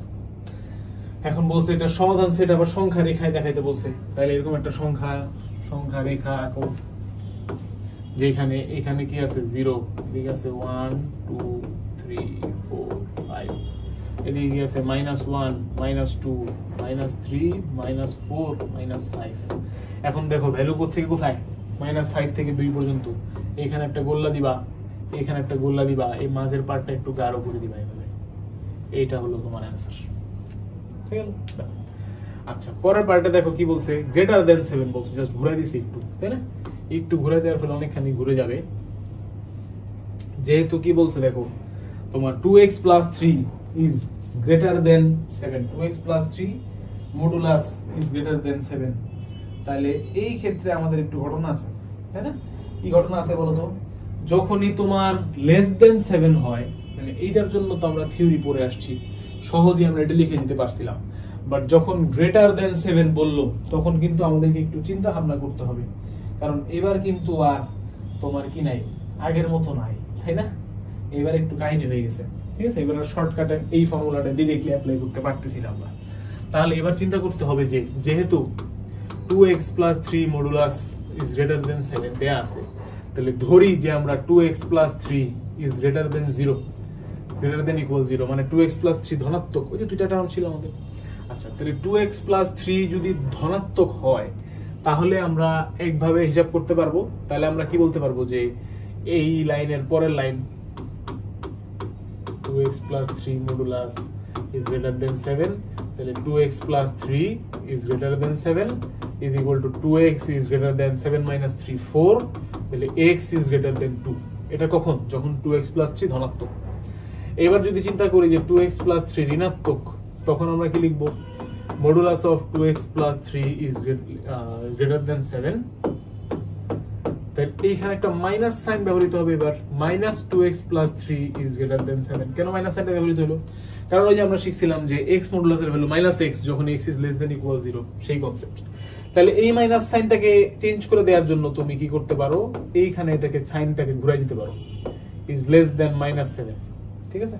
তাহলে 2x is less than -7 -3, তাহলে -10, তাহলে x is less than -10/2, তার মানে x is less than -5। তাহলে x কি হতে হবে? 2 থেকে বড় হতে হবে, অথবা -5 থেকে ছোট হতে হবে, ঠিক আছে? অর্থাৎ আগের বার যা ছিল, আগের বার কি ছিল? -5 থেকে 2 এর মধ্যে, এবার তার কমপ্লিটলি উল্টা ভার্সন। এইখানে ধরো 5, এখানে ধরো 2, এখানে 0, এখানে কি আছে? -5। তাহলে এইখানে একটা গোল দিবা, এখানে একটা গোল দিবা, এই দিকে গাঢ় করবা, এই দিকে গাঢ় করবা। এইটার কমপ্লিটলি কি? উল্টা ভার্সন। ওকে, এই তো। তাহলে এখন থেকে একটা ট্রিক শিখাই দেই ফর এমসিকিউ। যদি কখনো এই ধরনের অঙ্ক আসে, তোমার এইভাবে করতে বেশি সময় লাগতেছে না, ডাবল সময় লাগতেছে, অলমোস্ট 2 বার করা লাগতেছে। তুমি এইভাবে করবা না, তুমি এইভাবে করবা। অর্থাৎ গ্রেটার দ্যান 7 বললেও তুমি লেস দ্যান 7 ধরে অঙ্ক করবা। এইটা করতে কিন্তু অনেক কম জায়গা লাগে। কেন? এখানে তো অনেক কাহিনী করে লিখছি আমি, এত কাহিনী তো লাগবে না। তুমি এই লাইন থেকে সরাসরি কি, আচ্ছা এই লাইন থেকে এই লাইন লিখলা, লেখার পরে এই লাইন থেকে সরাসরি তুমি এখানে চলে আসবা না, আবার এখান থেকে সরাসরি এখানে চলে আসবা। মাত্র 3 লাইনের অঙ্ক, সহজ না? এখানে কিন্তু তোমার কষ্ট হয় বেশি, ঝামেলা আছে, আবার প্লাস মাইনাসের প্যাচটা ধরা একটু কাহিনী আছে। তো তুমি এভাবে করবা, করে তুমি যে রেঞ্জটা পাইছো তুমি বুঝবা যে তোমার অ্যান্সার হবে এই রেঞ্জের উল্টাটা, অর্থাৎ এখানে পাইছো -5 less than x less than 2, আর উত্তর হবে x ইজ গ্রেটার দেন 2 আর x ইজ লেস দেন -5। দেখছো এটাই হয়েছে কিন্তু, এবং এটা ইউনিভার্সাল ট্রুথ, সমস্ত অঙ্কের জন্য এটা প্রযোজ্য হবে। ঠিক আছে, তাহলে এটা একটা এমসিকিউ হ্যাকস হিসেবে তোমরা জেনে নিতে পারলা। Moving forward, -2 less than x less দেন 6 অসমতাকে পরম মান চিহ্ন ব্যবহার করে প্রকাশ করো। আচ্ছা মানে কি, শোনো পরম মান চিহ্ন কখন ব্যবহার করা যায়, যখন এই যে এইরকম থাকে, তাই না, সরি আলফা হবে এই সাইডে, মানে এরকম থাকে -α less than x plus alpha, এরকম থাকলে আমরা পরম মান চিহ্ন ব্যবহার করতে পারি। এখন এইখানে তো দুইটা ডিফারেন্ট সংখ্যা আছে, তাহলে সেম সংখ্যা বানাইতে হবে। আচ্ছা সেম সংখ্যা বানানোর জন্য একটা ট্রিক আছে। ট্রিকটা কি, তোমার সবসময় মনে রাখবা তোমার বামে যে সংখ্যাটা আছে আর ডানে যে সংখ্যাটা আছে দুইজনের এভারেজ করবা। কি করবা, এভারেজ করবা, দেন ওই এভারেজটাকে উভয় সাইডে যোগ করে দিবা। তাহলে এখন আসো আমরা এভারেজ করি, -2 প্লাস 6 ডিভাইডেড বাই 2 কত, 4/2 মানে কত 2। তাহলে উভয় সাইডে আমরা 2 যোগ করে দিই, -2 লেস দেন x লেস দেন 6, এই পাশে আমরা 2 যোগ করি -2 প্লাস 2, আর এই পাশেও আমরা 2 যোগ করি 6 প্লাস 2, এন্ড দেন এখানে কত আসে দেখো, -2 প্লাস 2 কত, ও দুঃখিত, এই 2 বিয়োগ করে দিবা। আচ্ছা না 2 আসে না তো, 6 - 2/2, হ্যাঁ তাহলে 2 বিয়োগ করবা, সরি যোগ না, ভুলে গেছি, বয়স হয়ে গেছে তো, আর এই জিনিস পড়ছি বহুকাল আগে, তাহলে মনে আছে এটাই বেশি। আচ্ছা 2 বিয়োগ করবা, দুঃখিত, -2 6 -2, তাহলে -2 কত, -4 লেস দেন x লেস দেন 4। এখন দেখো এই পাশে সেম আসছে না, তাহলে আমরা এটাকে কি বলতে পারবো, x মডুলাস ইজ লেস দেন 4, পরম মানের সাহায্যে প্রকাশিত হয়ে গেল। এবং এটা সবার জন্য প্রযোজ্য। দেখাই তোমাদেরকে উদাহরণ দিয়ে দেখাই, র্যান্ডম দুটো সংখ্যা নাও, -5 লেস দেন x লেস দেন, ধরো এই পাশে তুমি নাও যা খুশি নাও, 7 নিও না, আর উল্টা নাও, ধরো 9, এখন এটাকে পরম মানের সাহায্যে প্রকাশ করতে বললো, তাহলে আগে কি করবো, আমরা এভারেজ করবো। তাহলে -5 প্লাস 9/2 কত আসে দেখো, 9 - 5 কত, 4, 4/2 2। তাহলে এবার -2 উভয় সাইডে বিয়োগ করবো, -5 - 2 x 9 - 2, এই পাশে আসবে কত, -7 লেস দেন x লেস দেন প্লাস 7, তাহলে কত লিখতে পারবো, x মডুলাস ইজ লেস দেন 7। ঠিক আছে, এভারেজ করে বিয়োগ করে দিতে হবে, যোগ না, বিয়োগ বিয়োগ বিয়োগ, ভুলে গেছি। ঠিক আছে ভাইয়া, হয়ে গেল। মুভিং ফরওয়ার্ড, a এবং b বাস্তব সংখ্যা হলে, আচ্ছা দেখো যে এই প্রমাণগুলাই কিন্তু আমরা করে আসছি একটু আগে, তাই না, একই ধরনের প্রমাণ, এটা আমি করাবো না, এটা তোমাদের হোমওয়ার্ক থাকবে। এই তখনের প্রমাণটা ছিল a plus b modulus is greater than equal a modulus plus b modulus. এবার জাস্ট এখানে দেখো একটা মাইনাস আসছে, এখানে একটা মাইনাস আসছে, সেম প্রসেস, সেম টাইপ। ঠিক আছে, প্রসেস সেম থাকবে, এটা তোমরা করবা, আমি করবো না, এটা হোমওয়ার্ক। আচ্ছা উদাহরণ 9 দেখো, আমাদের জন্য বেশ কিছু সুন্দর সুন্দর অঙ্ক আছে, যেখানে আমাদেরকে বলা হচ্ছে সরি x - 1 যদি লেস দেন 1/10 হয়, x - 1 এর মডুলাস যদি লেস দেন 1/10 হয়, তাহলে দেখাও যে x² - 1 এর মডুলাস এটা থেকে ছোট। এই অঙ্কটা অনেক বেশি ইম্পর্টেন্ট, এবং এটা ইভেন রুয়েটেও আসে, দেখো ইঞ্জিনিয়ারিং অ্যাডমিশন টেস্টে আসছে, বাট অঙ্কটা অত্যন্ত ইজি। দেখো এই যে এইটাকে আমরা কি জানি লিখতে পারি, যখনই x is less than alpha থাকে তখন আমরা লিখতে পারি কি বলতো, -1/10 less than x - 1 less than +1/10 লেখা যায়। এবার আমরা তাহলে কি লিখতে পারি, -1/10 + 1 less than x less than 1/10 + 1 লেখা যায়। আচ্ছা এটা করলে কত হবে বলতো, 10 - 1 9, মানে হচ্ছে 9/10 হয়ে যাবে, লেস দেন x লেস দেন এখানে হয়ে যাবে 11/10, আই গেস রাইট, 11/10। আচ্ছা এই পর্যন্ত আসলাম, তাহলে আমরা x এর রেঞ্জটা পাইলাম, বাট x এর রেঞ্জ ইজ নট এনাফ, আমাদেরকে এইটা প্রমাণ করতে বলছে। এখন আমরা একটু রিভার্স ওয়েতে চিন্তা করি, এই জায়গাতে যাব আমরা। ঠিক আছে, তাহলে আমাদের কি করতে হবে, প্রথমে x কি থাকা যাবে, x² লাগবে, তাহলে উভয় সাইডকে স্কয়ার করে দিই, এটা কত আসবে 81/100 x², এটা কত আসবে 121/100 আসবে। ঠিক আছে, এখন আমাদের কি লাগবে, x² - 1 এর মডুলাস প্রয়োজন। ঠিক আছে, আচ্ছা তাহলে x² 81/100, x² - 1 লাগবে না আমাদের, তাহলে 8/100 minus 1 less than x square minus 1 less than 121/100 minus 1 হয়ে গেল।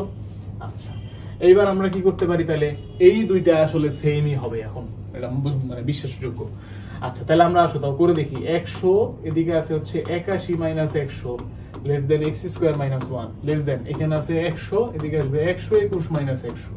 এখন দেখো এটা হলো basically -21/100 less than x square minus 1, আর এটা হলো +21/100।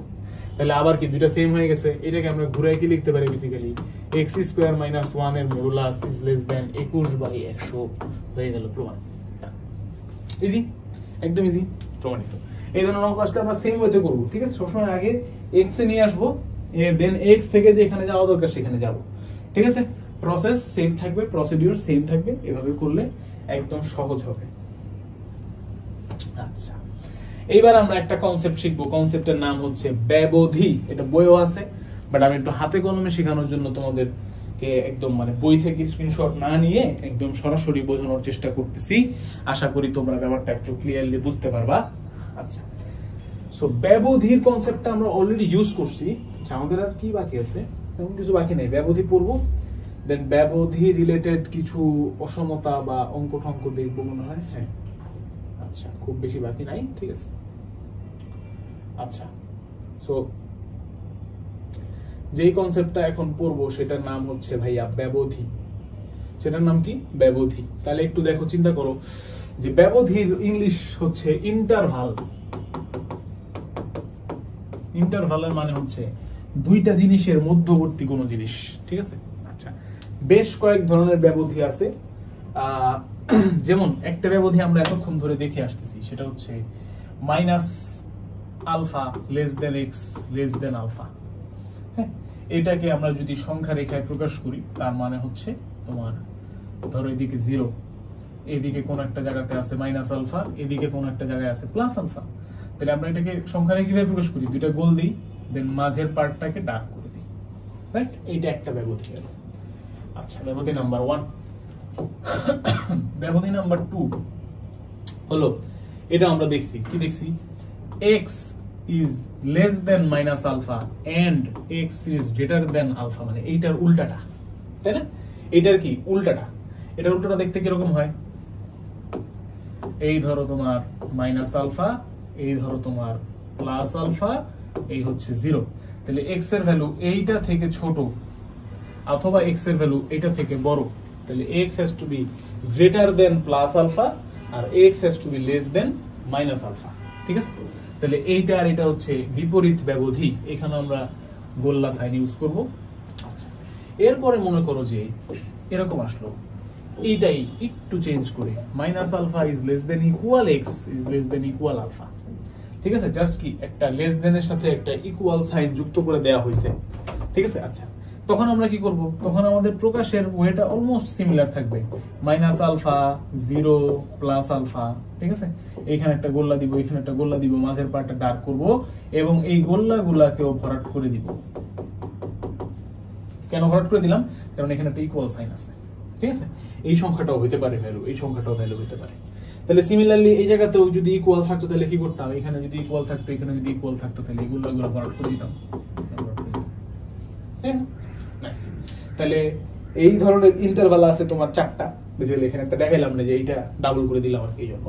তাহলে এই ধরনের ইন্টারভাল আছে কয়টা? 4টা, যেখানে আমরা কি করতে পারি? দুইটা সংখ্যার মধ্যবর্তী সংখ্যা দেখাতে পারে, অথবা দুইটা সংখ্যার বাইরের দিকের সংখ্যা দেখাতে পারে, দুইটা সংখ্যা সহ ধরতে পারে, দুইটা সংখ্যা ছাড়াও ধরতে পারে। আচ্ছা, এদেরকে কিভাবে অ্যালজেব্রাইক্যালি প্রকাশ করা হয় সেটা একটু দেখো।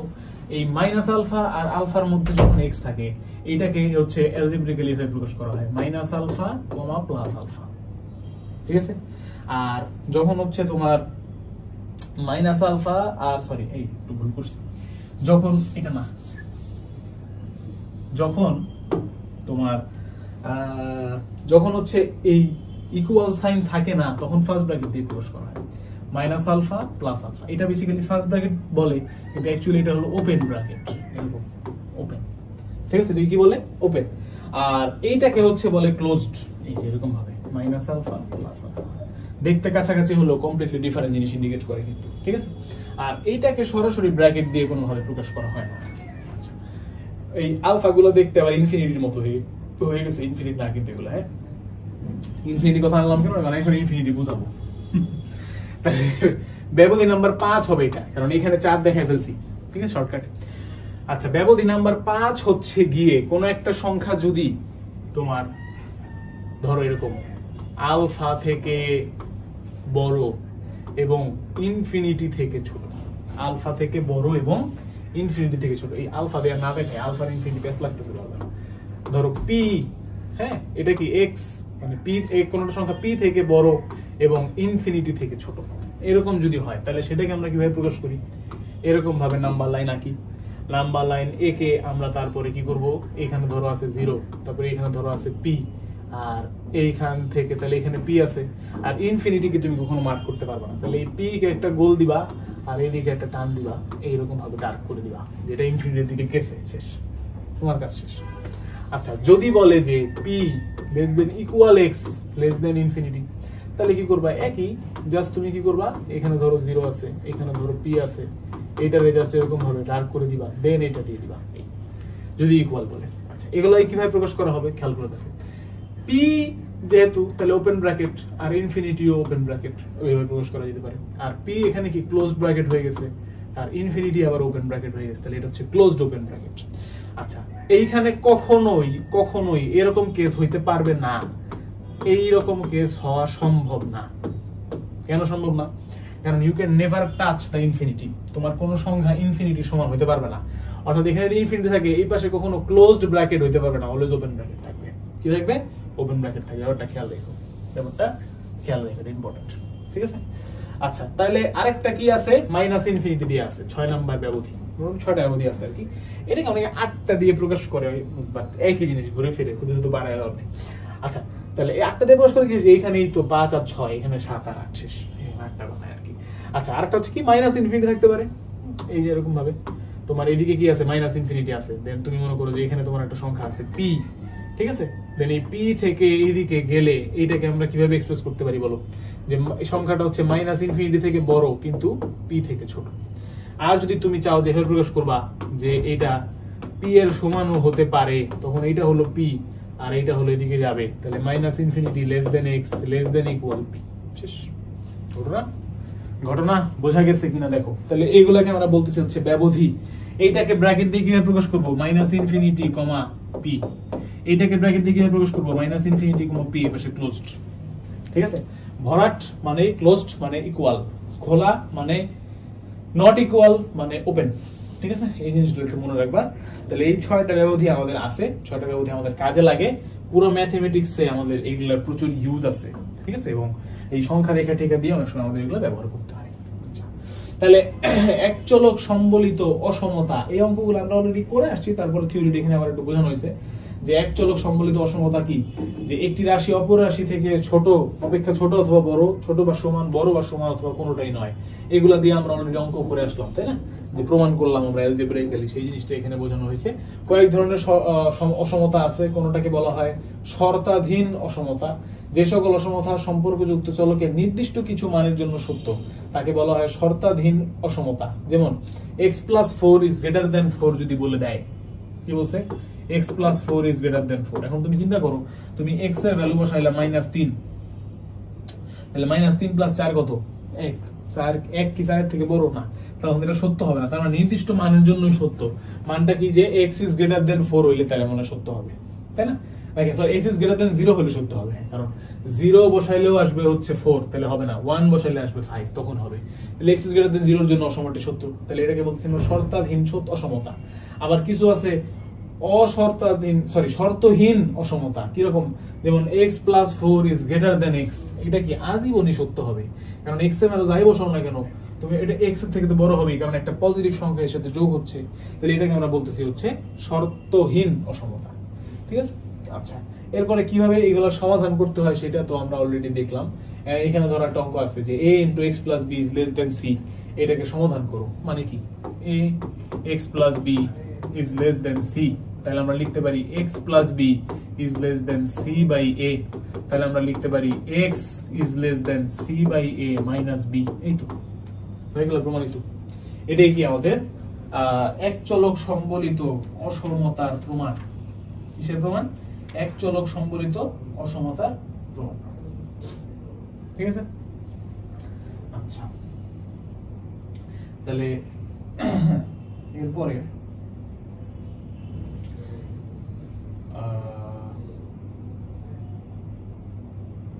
আচ্ছা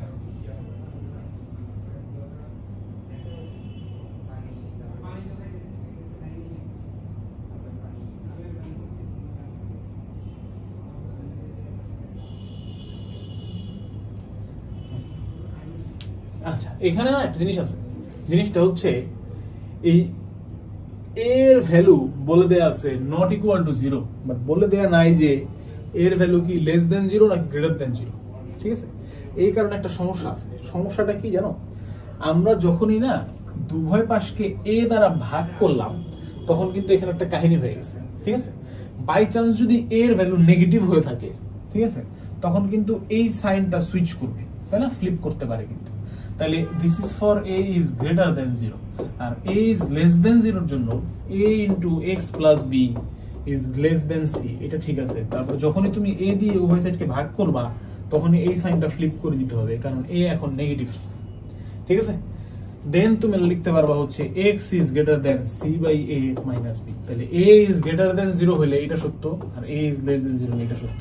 তাহলে যখনই অসমতা সমাধান করবা খেয়াল রাখবা যে কোনো কিছু দিয়ে আমরা কি ভাগ করতেছি কিনা উভয় সাইডকে, কারণ যখনই আমরা ভাগ করি বা গুণ করি, দুই ক্ষেত্রেই ভাগ করি বা গুণ করি, তখন আমাদের কি করতে হয় অ্যাকচুয়ালি, যদি এটা নেগেটিভ হয় তাহলে সাইনটা ফ্লিপ হয় কিন্তু, তাই না? কারণ আমরা জানি -1 দিয়ে উভয় সাইডকে গুণ করা মানে আসলে ফ্লিপ করা সাইন।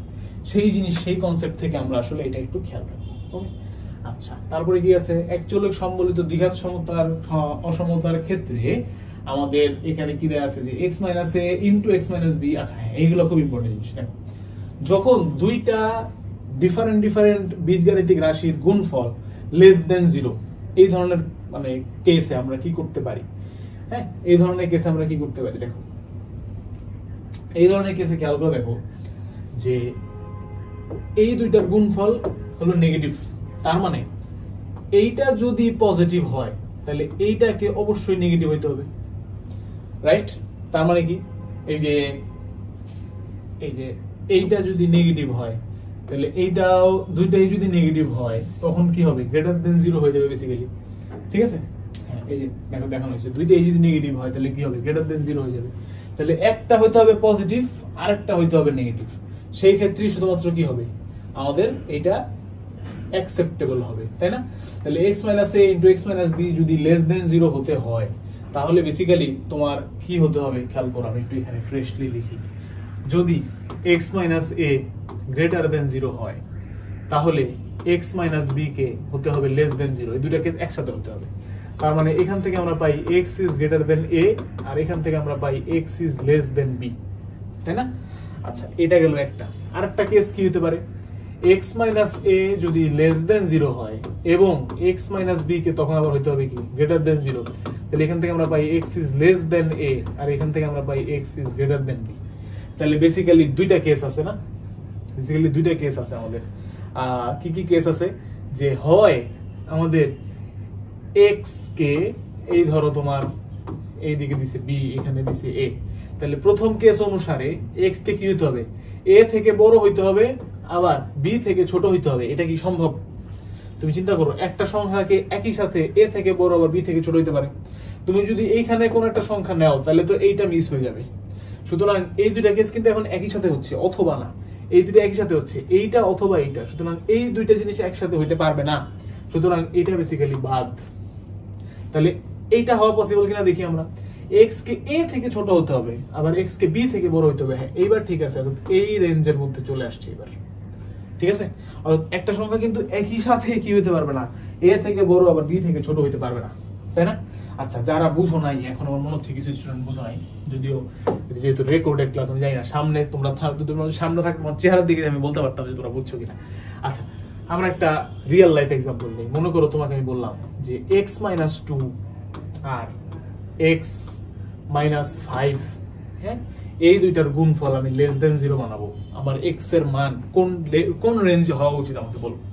তাহলে তুমি বলবা যে x মাইনাস 2 লেস দেন 0 আর x মাইনাস 5 গ্রেটার দেন 0, এই দুইটা কেস একসাথে হওয়া দরকার। কেন?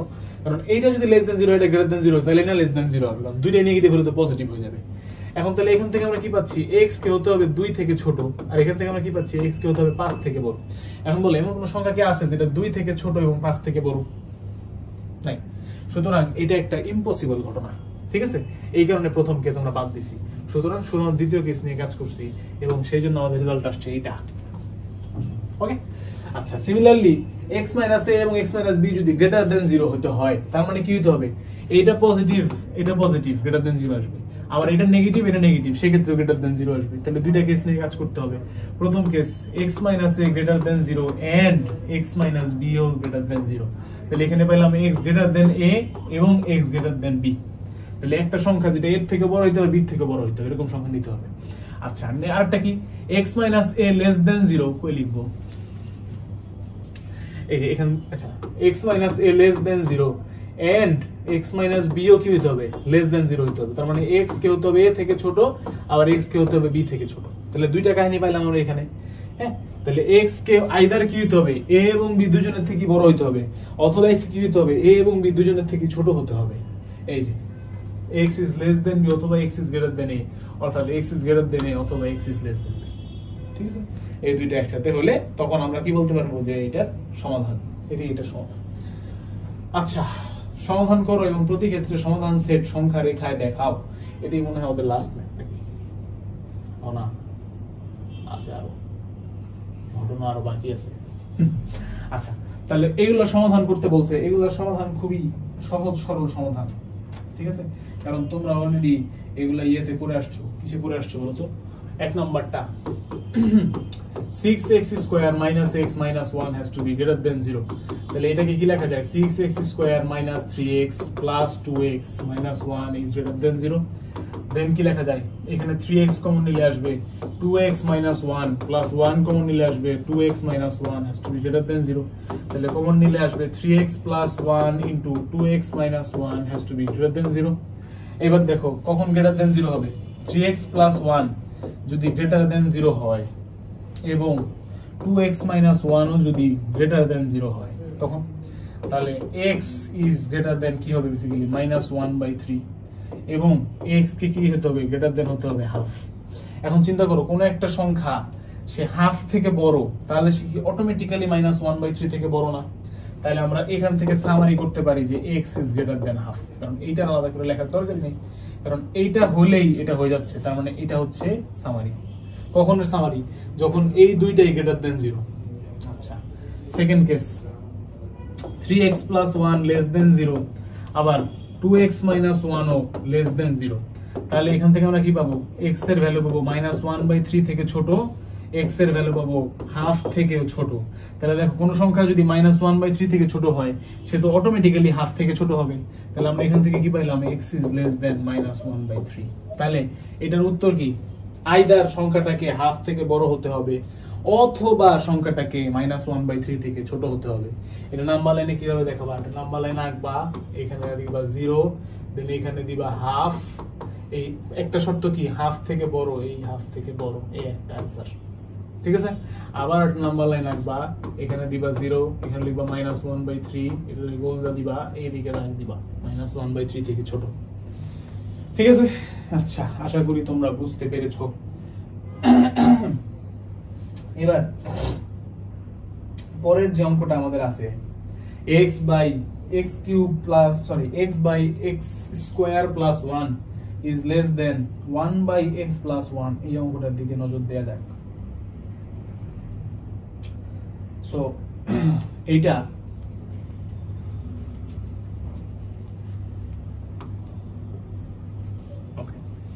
So x by x square plus 1 less than 1 by x plus 1 আছে।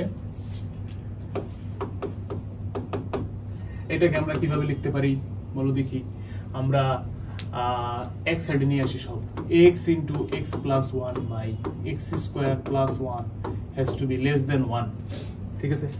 আচ্ছা, যদি তাই হয় তাহলে এবার আমরা যদি এখানে কি করি, গুণ করি এবং এইটাকে এই সাইডে নিয়ে যাই, তাহলে পাবো x square plus x has to be less than x square plus 1, এবং অসমতাটা আমরা এরপরে কি করতে পারি বলো দেখি,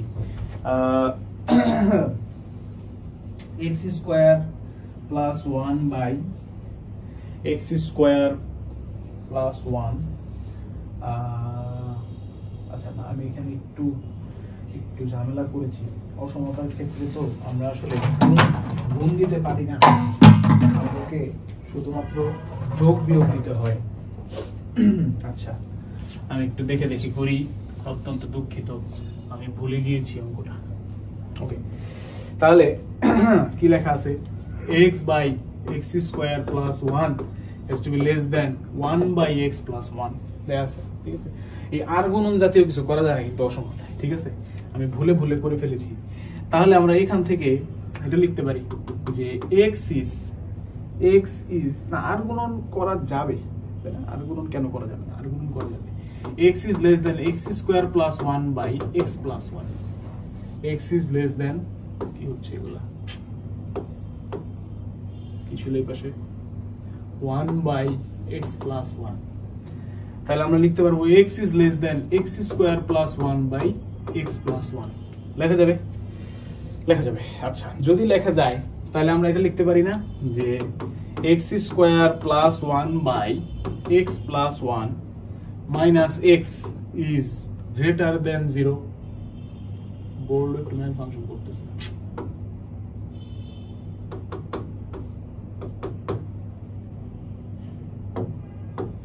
is greater than 0, এটা লেখা যায়, দেখো তো। এইবার যদি আমরা এখানে x plus 1 কে লসাগু করি, তাহলে আমরা এখানে কি পাবো, x square plus 1 minus x square minus x, এইভাবে করতেছিলাম, হচ্ছিল, আমারটাও হচ্ছিল, ওইখানে আমি x স্কয়ার কাটাকাটি করতে পারতাম দুই সাইডে, ইট উড বি রাইট। আচ্ছা, তাহলে এখন এখান থেকে আমরা কি পাচ্ছি, 1 minus x by x plus 1 is greater than 0, তাই না? আচ্ছা, তাহলে এখন একটু চিন্তা করে দেখো, গুণের মতো এখানেও কি সেম কাহিনী না?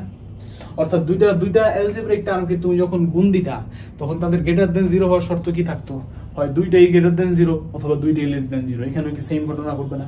তাহলে একটা কেস হবে আমাদের 1 minus x greater than 0 এবং x plus 1 ও greater than 0, তাহলে আমরা এখান থেকে কি পাবো, 1 minus x greater than 0 মানে কি, x less than 1 এবং x greater than minus 1, তার মানে কি, এই যে এরকম minus 1 x 1, এটা পাচ্ছি আমরা একটা থেকে, ঠিক আছে, minus 1 থেকে বড় কিন্তু 1 থেকে ছোট।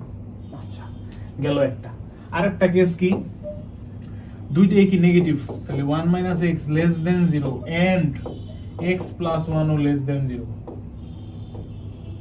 x plus 1 ও কি less than 0, যদি এই কেসটা হয় সেই ক্ষেত্রে আমরা কি লিখতে পারবো, x এর ভ্যালু হইতে হবে less than 1 এবং x এর ভ্যালু হতে হবে less than minus 1, তাই দেখি 1 minus x less than 0, তাহলে আমরা এখান থেকে পাইলাম x is greater than 1, এখানে ভুল করছি, 1 minus x মুছে যাচ্ছে সব, খালি আনডু করা যায় না এটা। তাহলে আমরা এখানে পেলাম এইটা ভুল হইছে, 1 minus x is less than 0 হলে এখান থেকে আমরা কি পাচ্ছি, x is greater than 1, তাই না? আর x plus 1 less than 0 হলে আমরা পাচ্ছি x is less than minus 1। এখন বলো, একটা সংখ্যা কি একই সাথে -1 থেকে ছোট আবার 1 থেকে বড় হতে পারে না? তার মানে এই কন্ডিশন বাদ। তাহলে উত্তর হচ্ছে এইটা, -1 আর 1 এর মধ্যে থাকতে হবে x এর ভ্যালু। তাহলে নাম্বার লাইন কিভাবে রাখবা, এভাবে 0 এদিকে 1 এদিকে -1, এই টুকের মধ্যে হচ্ছে আমাদের অ্যানসার, সলিউশন। বোঝা গেল আশা করি। আচ্ছা, আর ঠিক আছে, সো এই গেল আমাদের সমাধান, ঠিক আছে, ব্যবধির সমাধান। আচ্ছা x বিলংস টু r এর জন্য সমাধান সেট নির্ণয় করো। x plus 1 modulus plus x minus 1 modulus is less than equal to -3। আচ্ছা তাহলে এটার সমাধান সেটের জন্য আমরা কি করতে পারি দেখো, এই ক্ষেত্রে আমাদের যে মডুলাস গুলো আছে, তাহলে মডুলাসের ভ্যালু গুলায় আমাদের কি হবে বলতো, হয় কি হতে পারে পজিটিভ হতে পারে, আবার কি হতে পারে নেগেটিভ হতে পারে, তাই না? হয় কি পজিটিভ হতে পারে, অর্থাৎ x প্লাস 1 মডুলাসের কিন্তু দুইটা ভ্যালু আছে, আবার x মাইনাস 1 মডুলাসেরও কি দুইটা ভ্যালু আছে, তাই না? ঘটনাগুলো কিন্তু অনেকটা এরকম। আচ্ছা এখানে ঘটনাটা এরকম যে x প্লাস 1 মডুলাস এটাকে তুমি কি লিখতে পারবা, হয় প্লাস x প্লাস 1 লিখতে পারবো অথবা মাইনাস x মাইনাস 1 লিখতে পারবা। তাহলে আসো দেখি আমরা কেসগুলো একটু ডিফাইন করি। তাহলে প্রথমে হচ্ছে x plus 1 modulus plus x minus 1 modulus is less than equal 3। এখানে আমরা দুইটাকে পজিটিভ নিচ্ছি, ঠিক আছে? দুইটাকে কি নিচ্ছি? পজিটিভ ধরতেছি। তাহলে x plus 1 plus x minus 1 less than equal 3। তাহলে সেই ক্ষেত্রে আমরা পাইলাম হচ্ছে 2x লেস দেন ইকুয়াল 3। তাহলে আমরা পাচ্ছি x is less than equal 3/2, ঠিক আছে? আচ্ছা এবার যদি আমরা একটাকে পজিটিভ একটাকে নেগেটিভ ধরি তাহলে তো সমস্যা আছে। কি সমস্যা দেখে, ধরলাম আমি x প্লাস 1 মডুলাসকে আমি ধরলাম নেগেটিভ, তাহলে মাইনাস x মাইনাস 1, আর এটাতে ধরলাম পজিটিভ, তাহলে x minus 1 less than equal 3। এবার দেখো x আর x কাটাকাটি চলে যাচ্ছে, which is not possible, তার মানে এই কেসটা পসিবল না। আবার যদি তুমি প্রথমটাকে পজিটিভ দ্বিতীয়টাকে নেগেটিভ ধরো তাহলে একই জিনিস হয়। দেখো প্রথমটাকে ধরলাম পজিটিভ তারপরটাকে ধরলাম নেগেটিভ, এই যে সেই ক্ষেত্রেও তোমার কি x আর x কাটাকাটি চলে যায়, তাহলে এই কেসটাও পসিবল না। তাহলে দুইটাকে নেগেটিভ ধরি ভাই, minus X minus 1 minus X plus 1 less than equal to 3, এটা ধরা সম্ভব। তাহলে এদিকে পাচ্ছি আমরা minus 2x less than equal to 3। তাহলে আমরা পাচ্ছি x is less than equal to, আচ্ছা minus x is less than equal to 3/2, x is greater than equal to minus 3/2, এটা সম্ভব। তাহলে একটা কেস পাইছি আমরা less than equal to minus 3/2 অথবা কি গ্রেটার দেন ইকুয়াল টু 3/2। তার মানে এই দুইটাই হচ্ছে গিয়ে আমাদের বেসিক্যালি সলিউশন।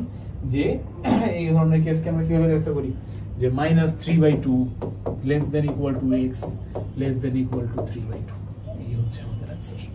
ঠিক আছে, দ্যাট ইজ आवर অ্যানসার। ওকে, তাহলে আমরা এইভাবে হচ্ছে সমাধান করতে পারলাম। ওকে, ডান, দ্যাটস ইট। আমাদের প্রথম চ্যাপ্টার দ্বিতীয় পত্রের বাস্তব সংখ্যা চ্যাপ্টার থেকে এই ছিল আমাদের সমস্ত পড়ালেখা। আশা করি তোমাদের ক্লাসটা ভালো লেগেছে। দুইটা জায়গাতে আমি একটু ভুল করে ফেলছিলাম, এই জন্য আন্তরিকভাবে দুঃখিত। বাট ওভারঅল আমার মনে হয় আমি কনসেপ্টটা ক্লিয়ারলি তোমাদেরকে বুঝাতে পারছি। বাসায় আরো বেশি প্র্যাকটিস করতে হবে এবং তাহলে ইনশাল্লাহ সমস্যার সব সমাধান হয়ে যাবে। অবশ্যই এই চ্যাপ্টারটাকে তোমরা ইম্পর্টেন্স দিয়ে পড়বে। দেখা হবে তোমাদের সাথে পরবর্তী চ্যাপ্টার যোগাশ্রী প্রোগ্রামিং এ। আপাতত এখানে শেষ করতেছি। আল্লাহ হাফেজ সবাইকে। Thank you everyone.